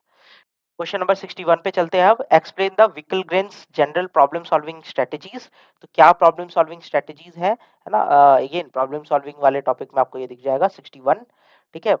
कई बार कभी-कभी आ जाता है ये। Discuss the Kintsch model of comprehension of language processing. Again बहुत रेयरली आता है, बट कई बार आ सकता है, तो आप इसको एक बार जरूर देख लीजिएगा। Define the cognitive psychology. Analyze the research methods in cognitive psychology. Again, very important question. Cognitive psychology से क्वेश्चन आता ही है, ब्लॉक नंबर 1। ठीक है, पढ़ के जाइएगा। अगर आपको इसको इसमें फिर भी प्रॉब्लम आ रही है, तो मेरा वीडियो जरूर देखिए। कॉग्निटिव साइकोलॉजी में मैंने बहुत सिंपल एंड बहुत इजी वे में कॉन्सेप्ट को एक्सप्लेन किया हुआ है, आप उसको चेकआउट कर सकते हो। Question number 64, critically evaluate PASS theory. बार बार आता है, अभी देखिए फिर से आ गया पास्ट थ्योरी, मैंने बोला था, है ना? पढ़ के जरूर जाइएगा। Describe the question number 65, describe the acquisition of sound second language. ठीक है, सेकंड लैंग्वेज का एक्विजिशन को कैसे हम डिस्क्राइब कर सकते हैं? तो यहाँ से भी कई बार क्वेश्चन में क्वेश्चन आए हुए हैं, तो पढ़ के जरूर जाइएगा। Question number 66, Newlands approach. मैंने बोला था क्वेश्चन आता है न्यूलैंड्स अप्रोच से, ठीक है, प्रॉब्लम सॉल्विंग का, तो definitely do check it out. ठीक है, न्यूलैंड्स अप्रोच वेरी इंपॉर्टेंट। अभी तक हमने इतने क्वेश्चंस देख लिए हैं, इसमें से क्वेश्चंस आपके एग्जाम में फॉर श्योर आएंगे। आई मैं ये भी सरप्राइजिंग नहीं होगा कि 6 के 6, 4 के 4 क्वेश्चंस जो है आपके एग्जाम में डायरेक्टली यहीं से आ गए, ठीक है, सेक्शन ए से। तो it can be possible. Section B की हम बात करें, तो सेक्शन बी जो है, explain the question number 1, explain the cellular basis of learning and memory. देख लीजिए, आ गया ना क्वेश्चन, ठीक है? Cellular basis of learning and memory, ये जो क्वेश्चन है ये बहुत इंपॉर्टेंट है। अभी रिसेंटली मैंने एक वीडियो इसको लेके बनाया हुआ है, ठीक है? आप इसको डायरेक्टली चेकआउट कर लीजिए, वहाँ पे मैंने इसके बारे में बहुत अच्छे से एक्सप्लेन किया है, ठीक है? With diagram, with different types of animations, है ना? ताकि आपको ये कॉन्सेप्ट क्लियर हो, ठीक है? तो आप इसको चेकआउट कर सकते हो मेरे प्लेलिस्ट में जाके, ठीक है? Cellular basis of learning and memory, वहाँ पे मैंने ये वीडियो बना रखा है। ओके, फिर उसके बाद क्वेश्चन नंबर 2 क्या है? एक्सप्लेन। ये कहाँ मिलेगा आपको? ब्लॉक नंबर 1 में मिल जाएगा, ठीक है? Block number 1 unit number 4, sorry unit number 3, ठीक है? वहाँ पे आपको ये मिल जाएगा। Question number 2, explain sensory memory. Sensory memory क्या होता है? शॉर्ट टर्म मेमोरी क्या होता है? लॉन्ग टर्म मेमोरी क्या होता है? बहुत बार क्वेश्चन आता है, ब्लॉक नंबर 1 का क्वेश्चन है ये, ठीक है? और वहाँ से ये क्वेश्चन बहुत आता है। अगेन अगर आपको ये चेकआउट करना है, तो वीडियोस अवेलेबल हैं, आप इसको पढ़ सकते हो, इसको समझ सकते हो। बहुत सिंपल है और बहुत इंटरेस्टिंग है, ठीक है? तो अगर आपको ये कॉन्सेप्ट समझ में नहीं आ रहा तो आप मेरे वीडियोज़ देखिए, बहुत ईज़िली आपको समझ में आ जाएगा। Question number 3, discuss the factors affecting problem solving. तो क्या-क्या फैक्टर्स हैं जो प्रॉब्लम सॉल्विंग को अफेक्ट करते हैं, तो ये मैंने यहाँ पे एक्सप्लेन किया हुआ है। Different factors are available, block number 2 में भी है ये दे रखा है और ब्लॉक नंबर आपको 4 में भी ये डायरेक्टली मिल जाएगा। ठीक है? तो आप दोनों से पढ़ सकते हो, कहीं से भी आप पढ़ लीजिए। कोशिश ये करिएगा क्योंकि 6 मार्क्स का है तो कम से कम 3 पेज तो आपको यहाँ पे लिखना है। ठीक है? तो 250 वर्ड्स में ये आंसर्स होने चाहिए, है ना? तो कोशिश ये करिए कि जो है ना ये आप अच्छे से एक्सप्लेन कर सको। उसके बाद क्वेश्चन नंबर 4 देखते हैं। Critically discuss the theory of innateness of by Noam Chomsky, है ना? मैंने बोला था इनेटनेस लैंग्वेज एक्विजिशन जो है, इनेट लैंग्वेज एक्विजिशन टेक्निक, ठीक है? This is very important. Chomsky का ये जो थ्योरी है ना, ये बहुत इंपॉर्टेंट है, इनेटनेस थ्योरी। मैं बोल रहा था ना कि ये एक-एक करके पूछ देते हैं, या तो आपको पूछेंगे बिहेवियरिस्टिक थ्योरी या इनेटनेस थ्योरी। तो दोनों ही पढ़ के जाना ज़रूरी है, ठीक है? Question number 5, explain the cultural blocks and problem to problem solving. Again cultural block आ गया।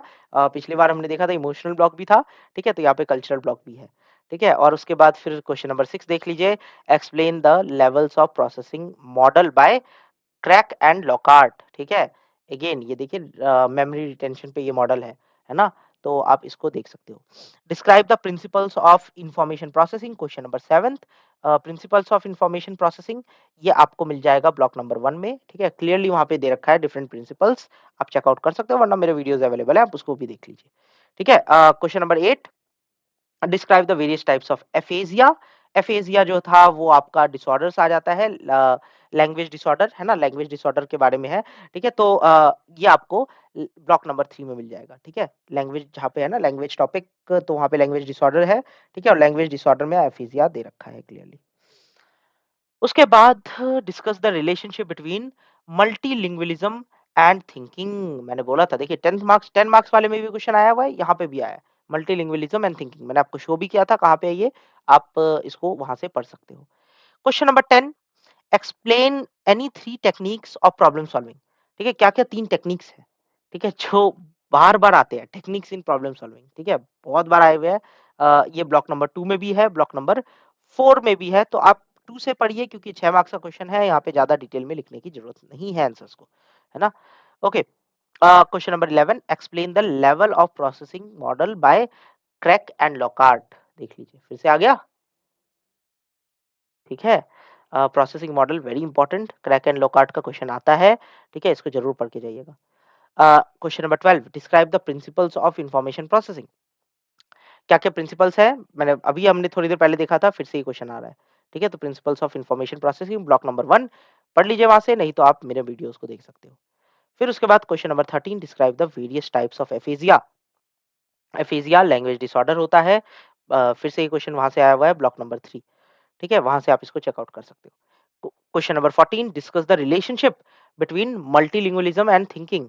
देखिए, ये रहा ये क्वेश्चन, सेम क्वेश्चन यहाँ पे भी रिपीट हुआ है, राइट? Multilingualism and thinking. बोल रहा हूँ ना, बार-बार क्वेश्चंस जो हैं वैसे ही आएँगे। फिर उसके बाद explain 3 techniques of problem solving, ये देखिए, ठीक है? 3 टेक्निक्स ऑफ प्रॉब्लम सॉल्विंग। फिर उसके बाद जो है बार-बार ये क्वेश्चन देखिए बार-बार रिपीट हो रहा है। डायरेक्टली वो एक साल दूसरे साल फिर पूछ दे रहे हैं वैसे ही क्वेश्चन। ठीक है? फिर उसके बाद question number 16, explain Bloom's taxonomy of cognitive domain. बहुत इंपॉर्टेंट है। ब्लूम्स टैक्सोनॉमी अगर आपने नहीं पढ़ा है, तो इसको ज़रूर पढ़ के जाइएगा। ये क्वेश्चन हर बार आता है और बहुत बार आता है ये क्वेश्चन, ब्लूम्स टैक्सोनॉमी। आइदर ये 3 मार्क्स वाले क्वेश्चन में आएगा या तो यहाँ पे भी आएगा। ठीक है? 6 मार्क्स वाले में। 10 मार्क्स वाले में नहीं आएगा, बट 3 और 6 मार्क्स वाले में पक्का आता है ये।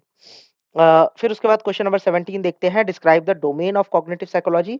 डोमेन्स ऑफ कॉग्निटिव साइकोलॉजी पे मैंने वीडियोस बना रखे हैं, आप उसको एक बार जरूर जाके चेकआउट करिए, बहुत अच्छे वीडियोस हैं, ठीक है? बहुत अच्छे से आपको ये क्लियरली कॉन्सेप्ट क्लियर हो जाएगा इसके बारे में, ठीक है? ब्लॉक नंबर 1 में आपको ये दिख जाएगा, क्वेश्चन नंबर 17 की हम अभी बात कर रहे हैं, ठीक है? फिर उसके बाद क्वेश्चन नंबर 18 पे चलते हैं। Describe the contribution of Alfred Binet to the measurement of intelligence.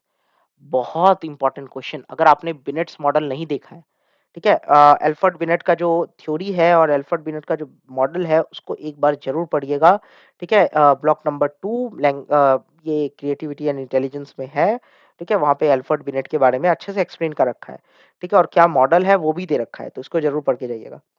Question number 19, क्या है logical, explain logical, mechanical and bodily kinesthetic intelligence in Gardner's theory.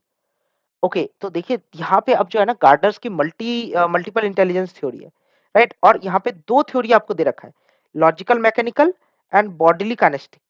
ठीक है? तो इन दोनों को आपको एक्सप्लेन करना है। There are more than 12 theories I guess.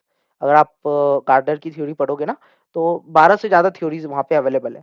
ठीक है? मतलब 12 से ज़्यादा इंटेलिजेंस के बारे में उन्होंने डिस्कस कर रखा है। ठीक है? तो यहाँ पे 2 इंटेलिजेंस का इन्होंने पूछा हुआ है, logical mechanical and bodily kinesthetic intelligence. ठीक है? तो इन दोनों के बारे में आप एक्सप्लेन कर दीजिए, दैट वुड बी इनफ। फिर उसके बाद question number 20, elaborate on intellectual block and problem solving. अभी हमने डिस्कस किया था intellectual blocks, emotional block, creative blocks, सारे ब्लॉक्स वाले जो पॉइंट्स हैं वो यहाँ पे फिर से आए हुए हैं। ठीक है? तो यूनिट 4 सॉरी ब्लॉक 4 में आपको ये डायरेक्टली मिल जाएगा ब्लॉक्स के बारे में। ठीक है? तो वहाँ से आप इसको अच्छे से समझ सकते हो और वहाँ से आप इसको आंसर्स को लिख सकते हो। ठीक है? तो ज़रूर वहाँ से पढ़िएगा। उसके बाद हम चलते हैं question number 36। Explain Kintsch's model of comprehension, है ना? ये अभी हमने शायद देख लिया था ना? ओके, ये शायद हमारा अभी रह गया। Okay, okay, okay. हम एक स्लाइड आगे चले गए। Okay, question number 21। 21 is differentiate between sensory memory, short term memory and long term memory. Again बहुत अच्छे से मैंने एक्सप्लेन कर रखा है अपने वीडियो में विथ फोटोज एंड डायग्राम्स। आप उसको जाके चेकआउट करिए। ब्लॉक नंबर 1 का ये टॉपिक है। बहुत बार यहाँ से क्वेश्चन आता है। Short term memory, long term memory and sensory memory. और जिसको short term memory, working memory, काफी इनके बीच का रिलेशनशिप भी पूछते हैं वो। ठीक है? तो यहाँ से जो क्वेश्चन है ना बहुत आते हैं। ठीक है? फिर उसके बाद explain the key issues in cognitive psychology with their implications in understanding human behaviour. की इश्यूज वाले जो क्वेश्चंस थे, मैंने अभी आपको बताया था, कहाँ पे था ये, आई गेस ब्लॉक नंबर 1। मैंने बताया था कि ये 10 मार्क्स वाले क्वेश्चंस में भी ये आया हुआ था, है ना? तो फिर से देखिए यहाँ पे 6 मार्क्स वाले क्वेश्चन में रिपीट हो रहा है। की इश्यूज बहुत इंपॉर्टेंट टॉपिक है। ठीक है? मैंने वहाँ पे भी आपको ये स्ट्रेस किया था कि इसको पढ़ के जाइएगा। अभी भी मैं स्ट्रेस कर रहा हूँ। मेरे वीडियोस इस पे अवेलेबल हैं, की इश्यूज इन कॉग्निटिव साइकोलॉजी। आप डायरेक्टली मेरे वीडियो पे सर्च करिए। ठीक है? आपको ये डायरेक्ट वीडियो मिल जाएगा। ठीक है? विद द सेम नेम, की इश्यूज इन कॉग्निटिव साइकोलॉजी। इसको आप अंडरस्टैंड कर सकते हो और यहाँ से फिर आप प्रॉपर्ली आंसर्स को लिख सकते हो। ठीक है? समझ के पढ़ोगे तो बहुत ईज़ी होगा आपके लिए। रटने से एग्ज़ाम में भूलने के चांसेस ज़्यादा होते हैं। ठीक है? बाकी तो आपको पता है। Okay, question number 23, describe the different types of emotional blocks and which affects problem solving. तो देखिए अब इमोशनल ब्लॉक पे आ गया। राइट? तो मैं बोल रहा हूँ ना बार-बार ये प्रॉब्लम सॉल्विंग पे जो इमोशनल ब्लॉक्स हैं, डिफरेंट ब्लॉक्स जो वहाँ पे दे रखे हैं, ठीक है? उनको ज़रूर पढ़िए। ब्लॉक नंबर 4 वहाँ पे क्लियरली एक्सप्लेन कर रखा है मल्टीपल ब्लॉक्स, तो वहाँ पे आप इसको देख सकते हो। Question number 24, Newell's approach of problem solving. देख लीजिए फिर से पूछ दिया न्यूलेंस अप्रोच। ठीक है? तो इस पे मैं बार-बार स्ट्रेस कर रहा हूँ, फिर से आ रहा है ये question. Question number 25, differentiate between algorithm and historic strategies of problem solving. तो डिफरेंट मेथड्स हैं, ये स्ट्रेटजीज हैं। ठीक है? प्रॉब्लम सॉल्विंग के इसको भी दोनों जगह पे आई थिंक ब्लॉक 2 में भी ये है और ब्लॉक 4 में भी है। तो ब्लॉक 4 में शायद मोर इलैबोरेटिव वे में है। तो दोनों जगह से आप कहीं से भी पढ़ सकते हो, जहाँ से आपको कन्वीनिएंट हो। ठीक है? फिर उसके बाद ये हो गया question number 26, discuss the Sternberg's information processing approach. तो स्टैनबर्ग्स का इंफॉर्मेशन प्रोसेसिंग अप्रोच जो है वहाँ पे वो भी क्लियरली ब्लॉक नंबर 2 में एक्सप्लेन किया हुआ है, तो आप वहाँ से देख सकते हो। अच्छा ये तो ब्लॉक 1 का है, सॉरी माय बैड। ठीक है? ये ब्लॉक 1 का है स्टैनबर्ग्स इंफॉर्मेशन प्रोसेसिंग अप्रोच, वहाँ पे आप इसको डायरेक्टली देख सकते हो। ठीक है? ब्लॉक 1 में मिलेगा ये, नॉट इन ब्लॉक 2। ठीक है? ओके, तो question number 27, describe the strategies of creativity and it's measurement. Creativity और मेजरमेंट के बारे में है, तो ये ब्लॉक 2 में पक्का मिलेगा आपको।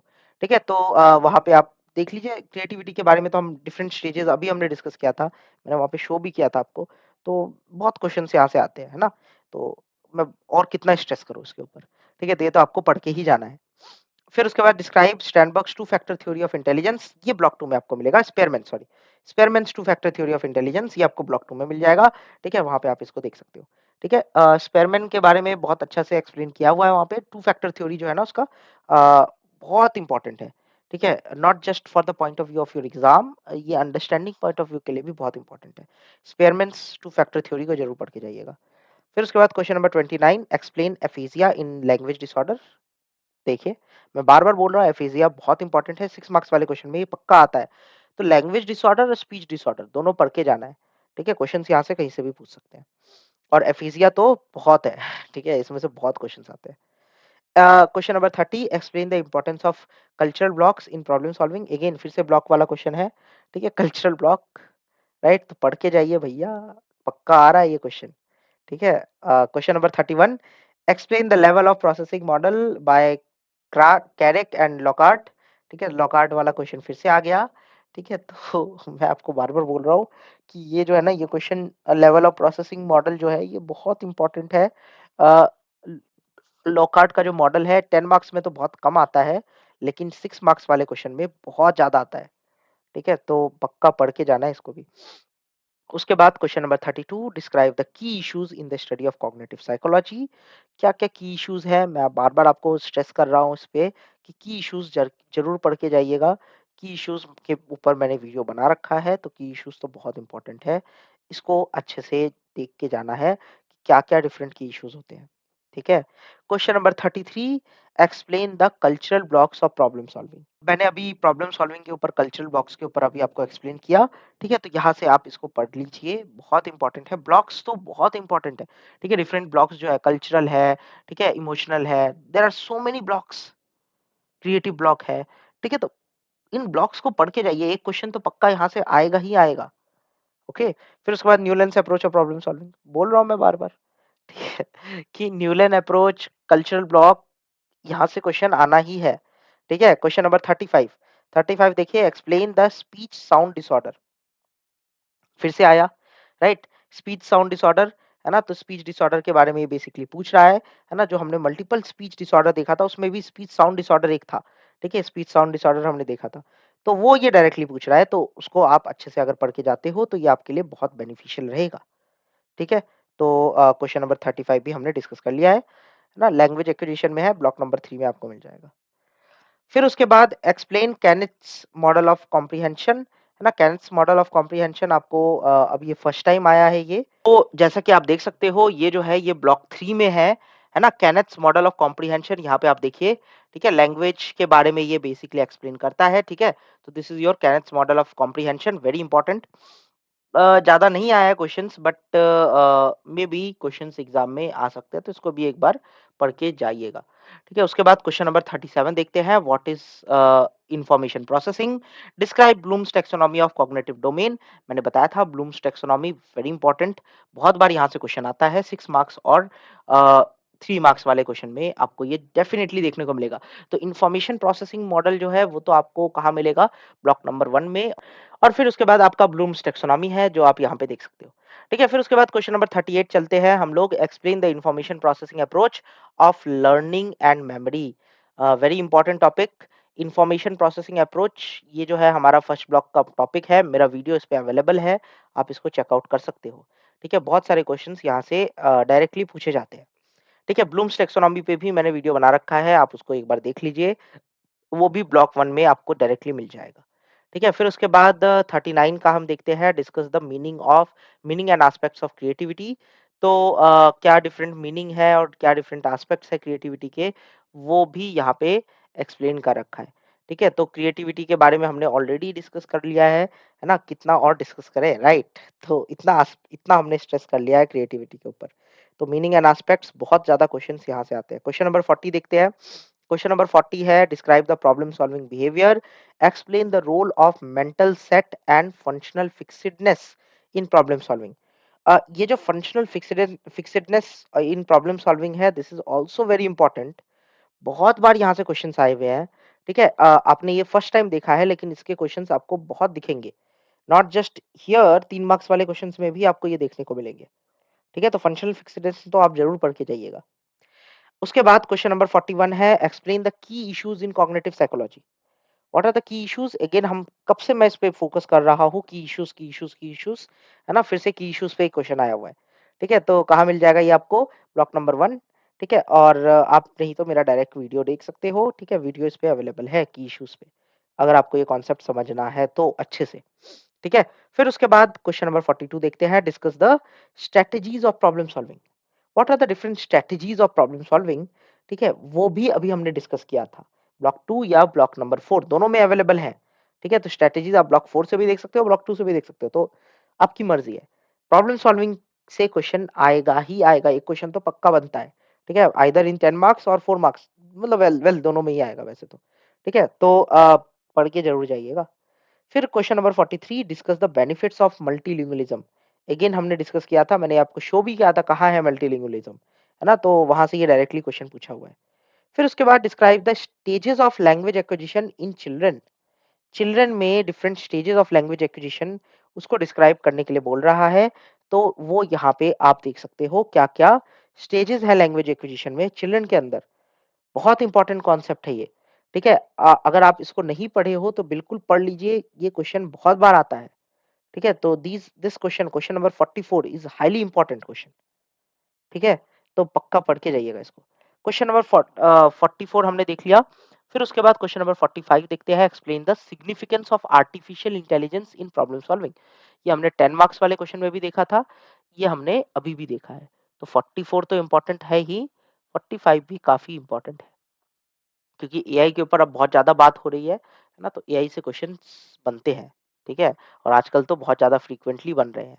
तो एआई से रिलेटेड जो क्वेश्चंस है ना, उसको तो अच्छे से पढ़ के जाइए। ठीक है? फिर उसके बाद question number 46, explain the research method in cognitive psychology. तो क्या-क्या डिफरेंट रिसर्च मेथड्स होते हैं, ये भी, इस पे भी मेरा वीडियो है अवेलेबल। ठीक है? तो आप उसको चेकआउट कर सकते हो। ब्लॉक नंबर 1 पे ये अवेलेबल है। ठीक है? फिर उसके बाद question number 47, discuss the nature of short term memory and long term memory. क्या-क्या डिफरेंट नेचर है short term and long term memory के ऊपर, अ, उसके बारे में ये क्वेश्चन है। ठीक है? तो short term and long term memory very important question, बहुत अच्छा कॉन्सेप्ट है ये, इसको आपको बिल्कुल समझना चाहिए क्योंकि ये बेस है। अगर ये आपका क्लियर नहीं होगा तो आपका बाकी के कॉन्सेप्ट्स क्लियर होने में बहुत दिक्कत आएगी। तो इसको तो क्लियर करना ही है। ठीक है? क्वेश्चन नंबर 48 क्या है? Explain the 3 elements of language expression and comprehension. क्या-क्या त्री 3 क्या-क्या 3 एलिमेंट्स हैं लैंग्वेज एक्सप्रेशन के एंड कॉम्प्रिहेंशन के, वो वहाँ पे लैंग्वेज वाले टॉपिक में दे रखा है। ठीक है? ब्लॉक नंबर 3, वहाँ पे आप इसको चेकआउट कर सकते हो। फिर उसके बाद question number 49, discuss the meaning and structure of multilingualism. Again फिर से वही क्वेश्चन रिपीट हुआ है। मैंने बोला था मल्टीलिंगुअलिज्म बार-बार ये क्वेश्चन आता है, ये देखिए आप, यहाँ पे मैंने क्वेश्चन नंबर 43 आप देख सकते हो। ठीक है? ये मैंने आपको बोला था, अभी फिर से ये क्वेश्चन आया हुआ है, राइट? मल्टीलिंगुअलिज्म। फिर एफेसिया, मैं बोल रहा हूँ आपको एफेसिया जो है ना, ये आएगा आपके एग्जाम में। ठीक है? तो इसको जरूर पढ़ के जाना, एफेसिया। ओके, लैंग्वेज डिसऑर्डर है। क्वेश्चन नंबर ब्लॉक नंबर 3 में आपको मिल जाएगा। ठीक है? डिफाइन एफेसिया, देखिए फिर से एक क्वेश्चन आया हुआ है यहाँ पे, define aphasia, differentiate between Broca's aphasia and Wernicke's aphasia. 2 areas होते हैं हमारे ब्रेन में, Broca's areas and Wernicke's area. ठीक है? अगर आपको इसके बारे में पता है तो देन इट्स वेरी गुड। नहीं पता है तो याद रखिए कि Broca's areas are very important for language forming, language बनाने में ब्रोंकास एरिया इंपॉर्टेंट है। वर्निकर्स एरिया लॉन्कास लैंग्वेज को अंडरस्टैंड करने के लिए इंपॉर्टेंट है। ठीक है? तो ये दोनों एरियाज़ यहाँ पे दे रखे हैं। ठीक है? तो एफीजिया में इनका क्या रोल होता है वो भी यहाँ पे पूछा हुआ है, तो वो आप एक्सप्लेन कर सकते हो। एफीजिया आप पढ़ लीजिए। मैं बोल रहा हूँ बार-बार, इसमें से क्वेश्चन आएगा ही आएगा। एक्सप्लेन एटकिंसन एंड शिफरिन मॉडल, हाँ, स्टेज ऑफ मेमोरी। ठीक है? इस पे भी मेरा वीडियो अवेलेबल है, आप इसको चेकआउट कर सकते हो। ठीक है? ब्लॉक नंबर 1 में ही आपको मिल जाएगा, एटकिंसन एंड शिफरिन मॉडल। 10 मार्क्स में आया था, अभी भी आ रहा है। फिर उसके बाद फिर से की issues in the study of cognitive psychology. ठीक है? 53 क्वेश्चन, अगेन की इश्यूज आर वेरी इंपॉर्टेंट, बहुत इंपॉर्टेंट है, यहाँ से क्वेश्चन आते ही है। तो की इश्यूज तो पढ़ के ही जाइएगा। ठीक है? फिर उसके बाद आ जाइए कोई 54, इस पे भी मेरा वीडियो अवेलेबल है की इश्यूज पे, तो आप इसको देख लीजिएगा। 54, explain the single system versus dual system hypothesis regarding acquisition of second language। ठीक है? सेकंड लैंग्वेज के एक्विजिशन पे single system and dual language, dual system, इसके जो है ये आपको डिफरेंस पूछ रहा है, तो दोनों को आप एक्सप्लेन कर सकते हो। अगर आपने लैंग्वेज एक्विजिशन को अच्छे से पढ़ा है, ठीक है, तो आपको ये बहुत इजी रहेगा आपके लिए। फिर question number 55, discuss the strategies of problem solving and point out their advantages and disadvantages। तो प्रॉब्लम सॉल्विंग की strategies, advantages and disadvantages, again block number 4 directly आपको मिल जाएगा, वहाँ पे तो सब अच्छे से अवेलेबल है। ठीक है? तो स्ट्रैटेजीज़ मिल जाएगा आपको, एडवांटेजेस एंड डिसएडवांटेजेस भी मिल जाएगा। फिर उसके बाद क्वेश्चन नंबर 56 देखते हैं, explain the research methods of cognitive psychology. Again इस पे भी मेरा वीडियो अवेलेबल है, आप उसको चेकआउट कर लीजिए। ठीक है, research method.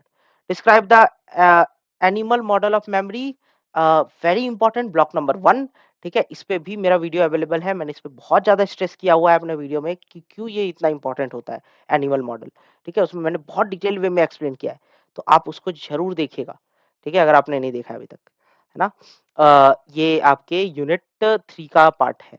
What is question number 58, what is apraxia of speech. Again speech disorder है ये, है ना। तो ये भी आपको ब्लॉक नंबर 3 में दिख जाएगा। ठीक है, लास्ट वाले पार्ट में आपको ये मिल जाएगा, एप्रेक्सिया। फिर उसके बाद 59, describe Guilford structure of intellect theory, है ना। गिलफोर्ड का स्ट्रक्चर जो है इंटेलेक्ट थ्योरी, बेसिकली जो इंटेलिजेंस थ्योरी है वही पूछ रहा है ये। ठीक है, जो वो मल्टीपल इंटेलिजेंस थ्योरी था। ठीक है, तो उसी को एक्सप्लेन कर दीजिएगा। Explain the measurement of creativity. ठीक है, क्या क्या डिफरेंट मेजरमेंट है क्रिएटिविटी के, उसको आपको एक्सप्लेन करना है। Block question number 60, right. और ये कहाँ मिलेगा आपको, ब्लॉक नंबर 2। ये गिलफोर्ड्स स्ट्रक्चर ऑफ इंटेलेक्ट थ्योरी जो है ये कहाँ मिलेगा आपको, ये ब्लॉक नंबर 2, राइट, वहां पे मिल जाएगा। Okay, discuss the key issues in the study of cognitive psychology. क्या क्या डिफरेंट की इश्यूज है, अगेन मैं बार बार इसको बोल रहा हूँ कि ये आता ही है। अभी देखिए हमने की इश्यूज यहाँ पे देखा था। ठीक है, फिर से ये क्वेश्चन रिपीट हुआ है। 6 मार्क्स में ये क्वेश्चन फिक्स्ड है। ठीक है, आपके एग्जाम में ये आएगा, की इश्यूज आप जरूर पढ़ के जाइएगा। ठीक है, फिर उसके बाद question number 62, explain the principles of information processing. What are the different principles of information processing, उसको एक्सप्लेन करना है। अगेन ये भी जो है ये ब्लॉक 1 का है, दोनों ही ब्लॉक 1 के हैं। ठीक है, की इश्यूज और प्रिंसिपल्स ऑफ इंफॉर्मेशन प्रोसेसिंग, दोनों पे मेरा वीडियो अवेलेबल है, आप इसको एक बार जरूर चेकआउट करिए। Explain Wong and Normans model of primary and secondary memory. ठीक है, इसका भी जो है ना मेरे पास वीडियोस अवेलेबल है, आप प्लेलिस्ट में वहां पे जाके आप चेकआउट कर सकते हो उसके बारे में। ठीक है, तो प्राइमरी एंड सेकेंडरी मेमोरी के ऊपर ये एक्सप्लेन कर रखा है। फिर उसके बाद question number 64, explain the single system versus the dual system hypothesis in reference to multilingualism.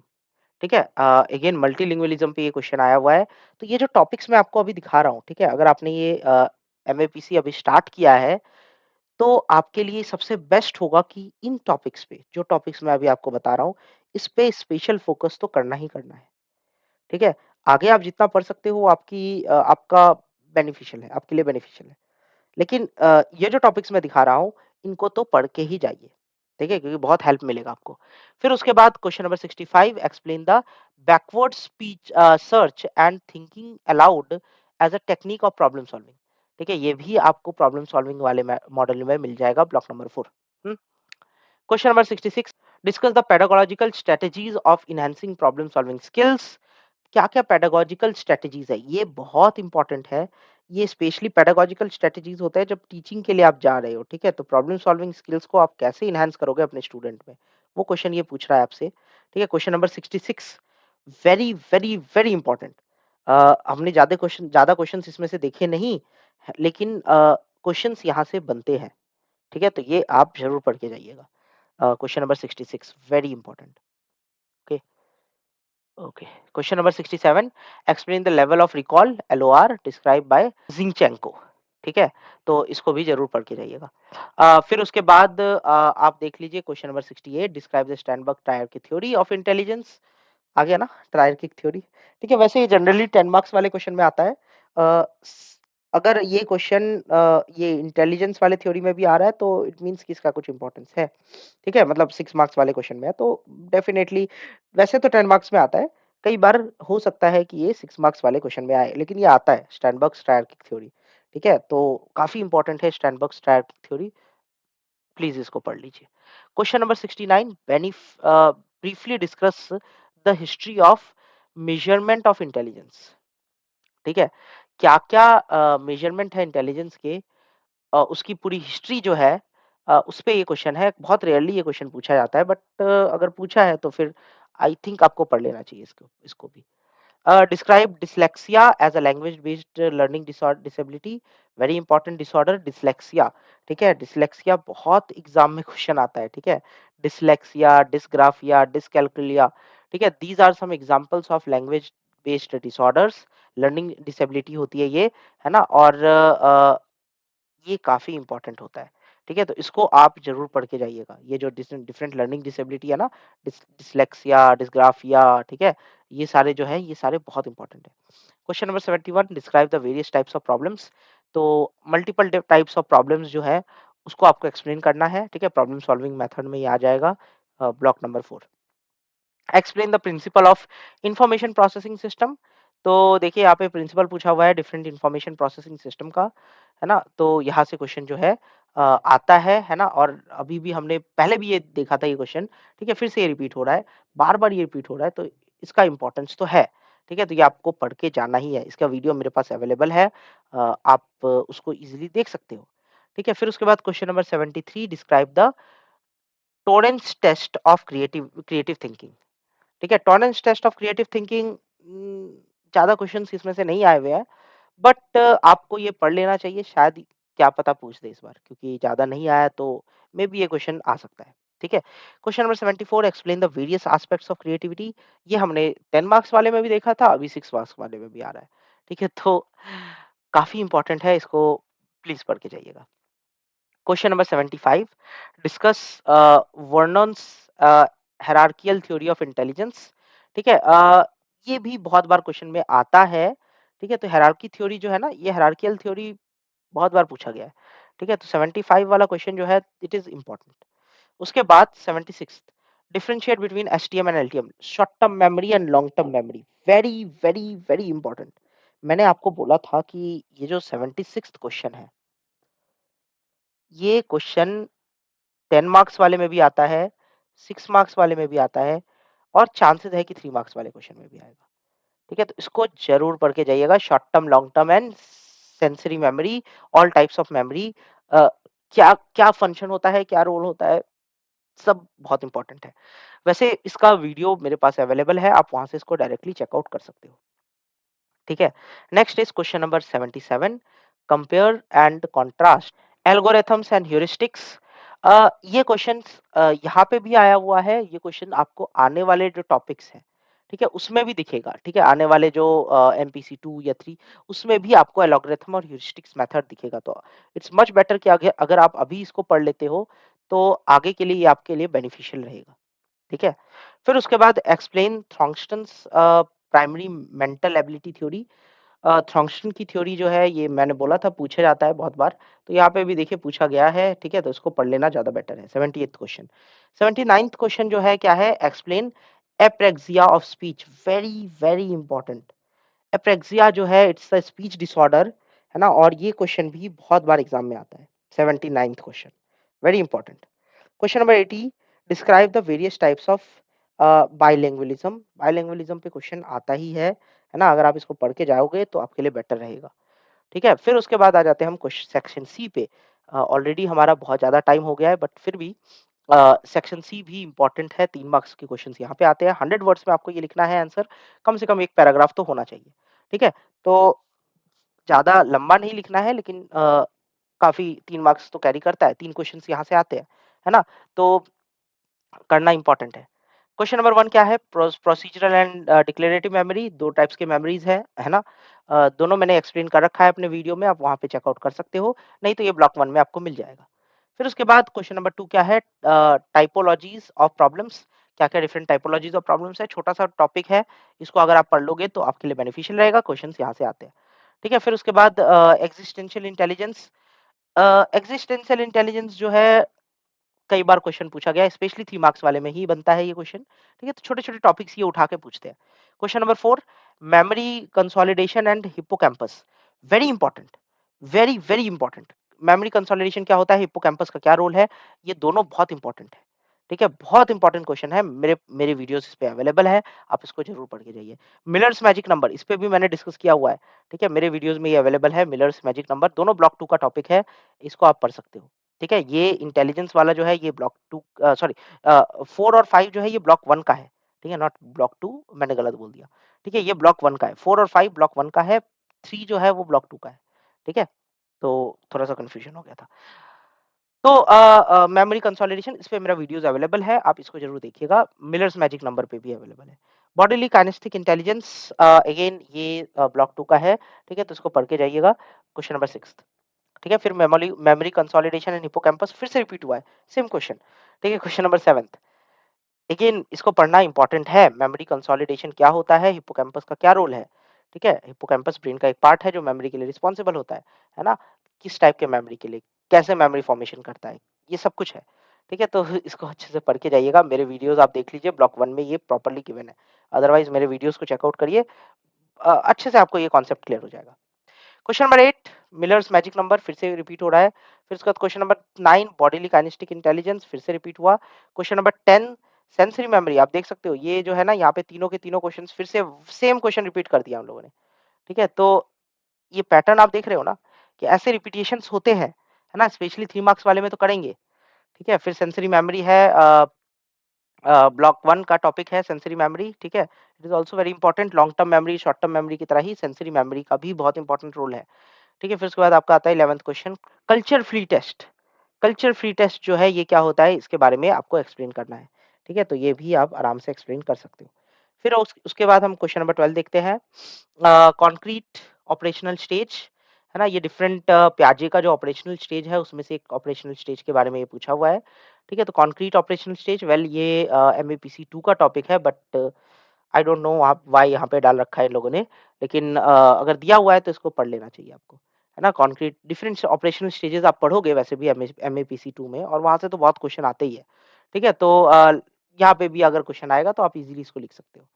ठीक है? फिर उसके बाद थॉन्गस्टन्स प्राइमरी मेंटल एबिलिटी देखिए आया हुआ है। फिर उसके बाद स्पेयरमैन का भी टू फैक्टर थ्योरी है, तो दोनों ही ब्लॉक 2 का टॉपिक है। ठीक है? 13 और 14।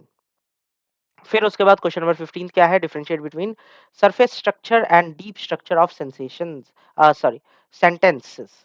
ठीक है? तो ये लैंग्वेज वाला टॉपिक है, वहां से आप इसको देख सकते हो। ठीक है? फिर डायस्थेरिया, है ना?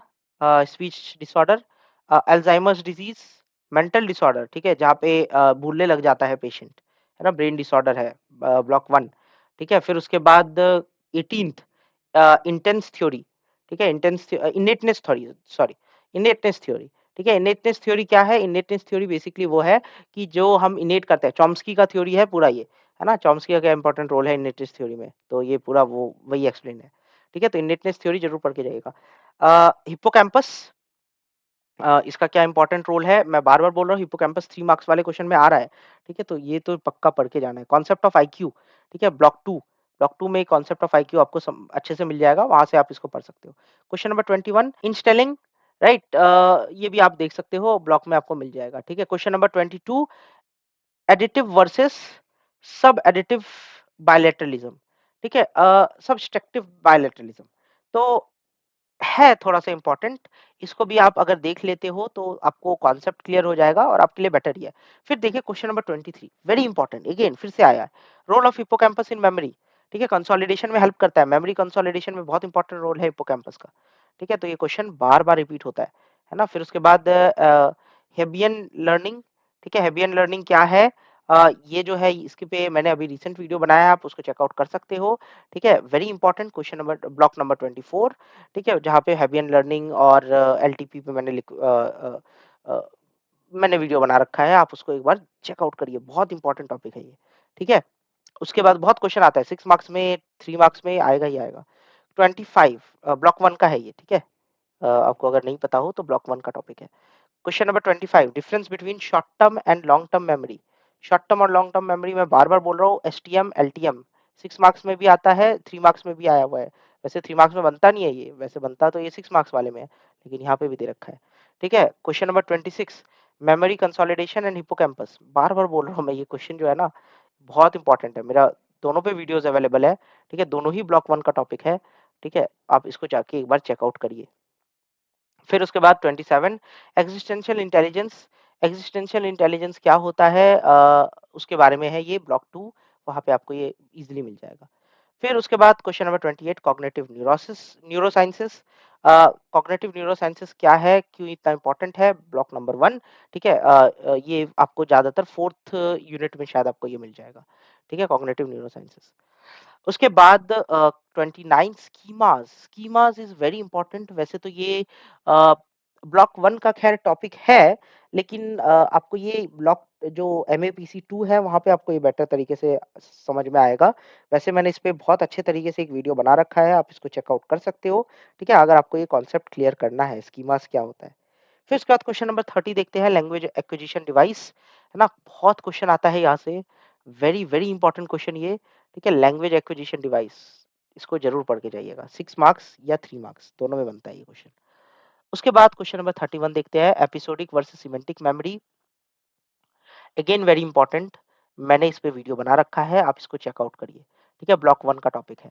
32 लैंग्वेज एक्विजिशन डिवाइस, देखिए फिर से रिपीट हुआ है। 33 ऑटिज्म, ऑटिज्म एक डिसऑर्डर है जिस पे मैंने वीडियो बना रखा है, आप उसको देख सकते हो।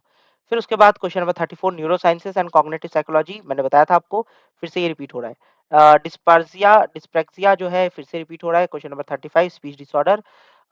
36 वेनस हायरार्कियल थ्योरी, जो आपको पढ़ना है, this is also very important. फिर उसके बाद 37 आप देख लीजिए, मिलर्स मैजिक नंबर, ये मैंने एक्सप्लेन कर रखा है अपने वीडियो में, आप उसको चेकआउट कर सकते हो। 38 is bodily kinesthetic intelligence, block number 2, वहां पे आपको ये क्लियरली मिल जाएगा। 39 is well defined and ill defined problem, again problem solving, right? तो वहां पे ये आपके 10 मार्क्स वाले क्वेश्चन में भी आया था, यहाँ पे 3 मार्क्स में भी आ रहा है। तो you can see the relation, है ना? क्वेश्चंस कहीं से भी आ सकते हैं, वही क्वेश्चंस आएँगे बार-बार घुमा फिरा के, कहीं कोई 3 मार्क्स में दे देगा या कोई 10 मार्क्स में दे देगा, ऐसे करके आएँगे। ओके, 40 है ना? Strategies involved in creative disorders, क्या-क्या स्ट्रैटेजीज़ हैं, है ना? जो क्रिएटिव डिसऑर्डर्स में इन्वॉल्व होते हैं, उसके बारे में ये क्वेश्चन है, ठीक है? तो इसको आप अच्छे से पढ़ लीजिएगा। फिर क्वेश्चन नंबर 41 क्या है? Difference between episodic and semantic memory. Episodic और सिमेंटिक मेमोरी का क्या इंपॉर्टेंस है? क्या डिफरेंस है? ये दोनों दे रखे हैं यहाँ पे, मैंने इस पे वीडियो बना रखा है, आप उसको चेकआउट कर सकते हो, ब्लॉक 1 में ही आपको मिल जाएगा। ठीक है? Wechsler's intelligence scale, very important, very, very important, ठीक है? अगेन बहुत इंपॉर्टेंट टॉपिक, इंपॉर्टेंट अलर्ट, है ना? 42 वैशलर्स इंटेलिजेंस स्केल, वेरी इंपॉर्टेंट, बहुत क्वेश्चन आता है यहाँ से, ठीक है? ब्लॉक नंबर 2 में ये अवेलेबल है। ठीक है? फिर उसके बाद 43 थिंकिंग अलाउड, कई बार ये क्वेश्चन आ जाता है, ठीक है? तो व्हाट इज़ थिंकिंग अलाउड, इसको आप देख सकते हो। फिर उसके बाद 44 working memory, again short term memory का पार्ट है ये, मतलब बेसिकली शॉर्ट टर्म मेमोरी है, वेरी मच रिलेटेड। तो इस पे भी मैंने एक बहुत डिटेल्ड वीडियो बना रखा है, आप उसको चेकआउट कर सकते हो। ब्लॉक नंबर 1 में ही आपको मिल जाएगा, क्वेश्चन नंबर 44, ठीक है? फिर 45 जो है न्यूरलिस्टिक इंटेलिजेंस, न्यूरलिस्टिक इंटेलिजेंस क्या होता है? बहुत सिंपली एक्सप्लेन कर रखा है यहाँ पे, नेचुरलिस्टिक इंटेलिजेंस, नॉट सॉरी न्यूरलिस्टिक नहीं, नेचुरलिस्टिक। ब्लॉक नंबर 2 में आपको ये क्लियरली मिल जाएगा। Question number 46 role of hippocampus in memory, क्या रोल है हिप्पोकैम्पस का? फिर बार-बार देखिए क्वेश्चन रिपीट हो रहा है। 46 वेरी वेरी इंपॉर्टेंट, अगर आपने अभी तक वीडियो नहीं देखा है तो एक बार जाके देख लो, ठीक है? हिप्पोकैम्पस का क्या रोल है, बहुत क्लियर हो जाएगा आपको, है ना? बहुत क्लियरली मैंने एक्सप्लेन किया हुआ है। फिर उसके बाद क्वेश्चन नंबर, ब्लॉक 1 का टॉपिक है ये वैसे तो। क्वेश्चन नंबर 47 फंक्शनल फिक्सिडनेस, ठीक है? वेरी इंपॉर्टेंट, बहुत बार आता है ये, मैंने आपको अभी थोड़ी देर पहले बताया था। फंक्शनल फिक्सिडनेस जो है यहाँ से बहुत क्वेश्चन आते हैं, फिर से ये क्वेश्चन आ रहा है, ठीक है? तो ये बहुत इंपॉर्टेंट टॉपिक है, इसको ज़रूर देखिएगा आप। Question number 48 the concept of IQ, क्या कॉन्सेप्ट है आईक्यू का? वो भी यहाँ पे क्लियरली इन्होंने एक्सप्लेन कर रखा है। तो आईक्यू तो आपको पढ़ के जाना है, राइट? तो काफ़ी इंपॉर्टेंट टॉपिक्स थे जो अभी हमने देखे। अब देखिए, मैं आपको ये कहना चाहता हूँ कि अभी जो जो ये पूरा क्वेश्चन बैंक हमने देखा है, ठीक है? मैंने इस वीडियो में तो आपको एक्सप्लेन कर दिया। अगर आप चाहते हो कि आप इतना टाइम वेस्ट ना करो, है ना? और सिंपली आप ये पीडीएफ ले लो, तो जस्ट 49 रुपीज़ में आप you can by this PDF from me, है ना? जस्ट गिवन व्हाट्सएप नंबर है, इस पे आप कॉन्टैक्ट करिए, राइट? और यहाँ से आप डायरेक्टली मेरे को अप्रोच कर सकते हो, ठीक है? वेरी सिंपल है, 49 रुपीज़ में क्या ही जाता है, पूरा पीडीएफ आपको मिल जाएगा, ठीक है? तो एमएपीसी 1 के लिए आप यहाँ से मेरे से ले सकते हो, ओके? तो आई गेस ये कॉन्सेप्ट क्लियर हो गया है। अगर आपको कोई भी सजेशंस है, आपके माइंड में कोई सजेशंस है या कोई करेक्शंस है, हो सकता है मैंने कुछ गलत-वलत बोल दिया हो, ठीक है? बीच में किसी और ब्लॉक का टॉपिक मैंने कहीं और बोल दिया हो, तो हो सकता है कहीं पे कुछ जल्दीबाजी में ना कुछ करेक्शंस है तो do right in the comment section, इससे आपका इन्वॉल्वमेंट भी बढ़ेगा, है ना? और मुझे भी अच्छा लगेगा। और constructive criticism is always welcomed, है ना? तो बिल्कुल करिए। एंड अगर आपको ये वीडियोज़ अच्छे लग रहे हैं, है ना? ये सीरीज़ अच्छा लग रहा है तो और इंटरेस्टिंग कंटेंट्स के लिए डू सब्सक्राइब द चैनल। बहुत सारे कॉन्टेंट्स आपको यहाँ पे मिलने वाले हैं, ठीक है? तो जुड़ जाइए हमारे साथ अगर अभी तक नहीं जुड़े हुए हो तो, ठीक है? And also do share it a lot, right? क्योंकि जितना ज़्यादा शेयर करोगे उतना ज़्यादा मोटिवेशन हम मुझे मिलेगा आपसे, ठीक है? तो दैट्स इट फॉर टुडे, फिर मिलते हैं नेक्स्ट वीडियो में with a very interesting topic. A, thank you very much everyone.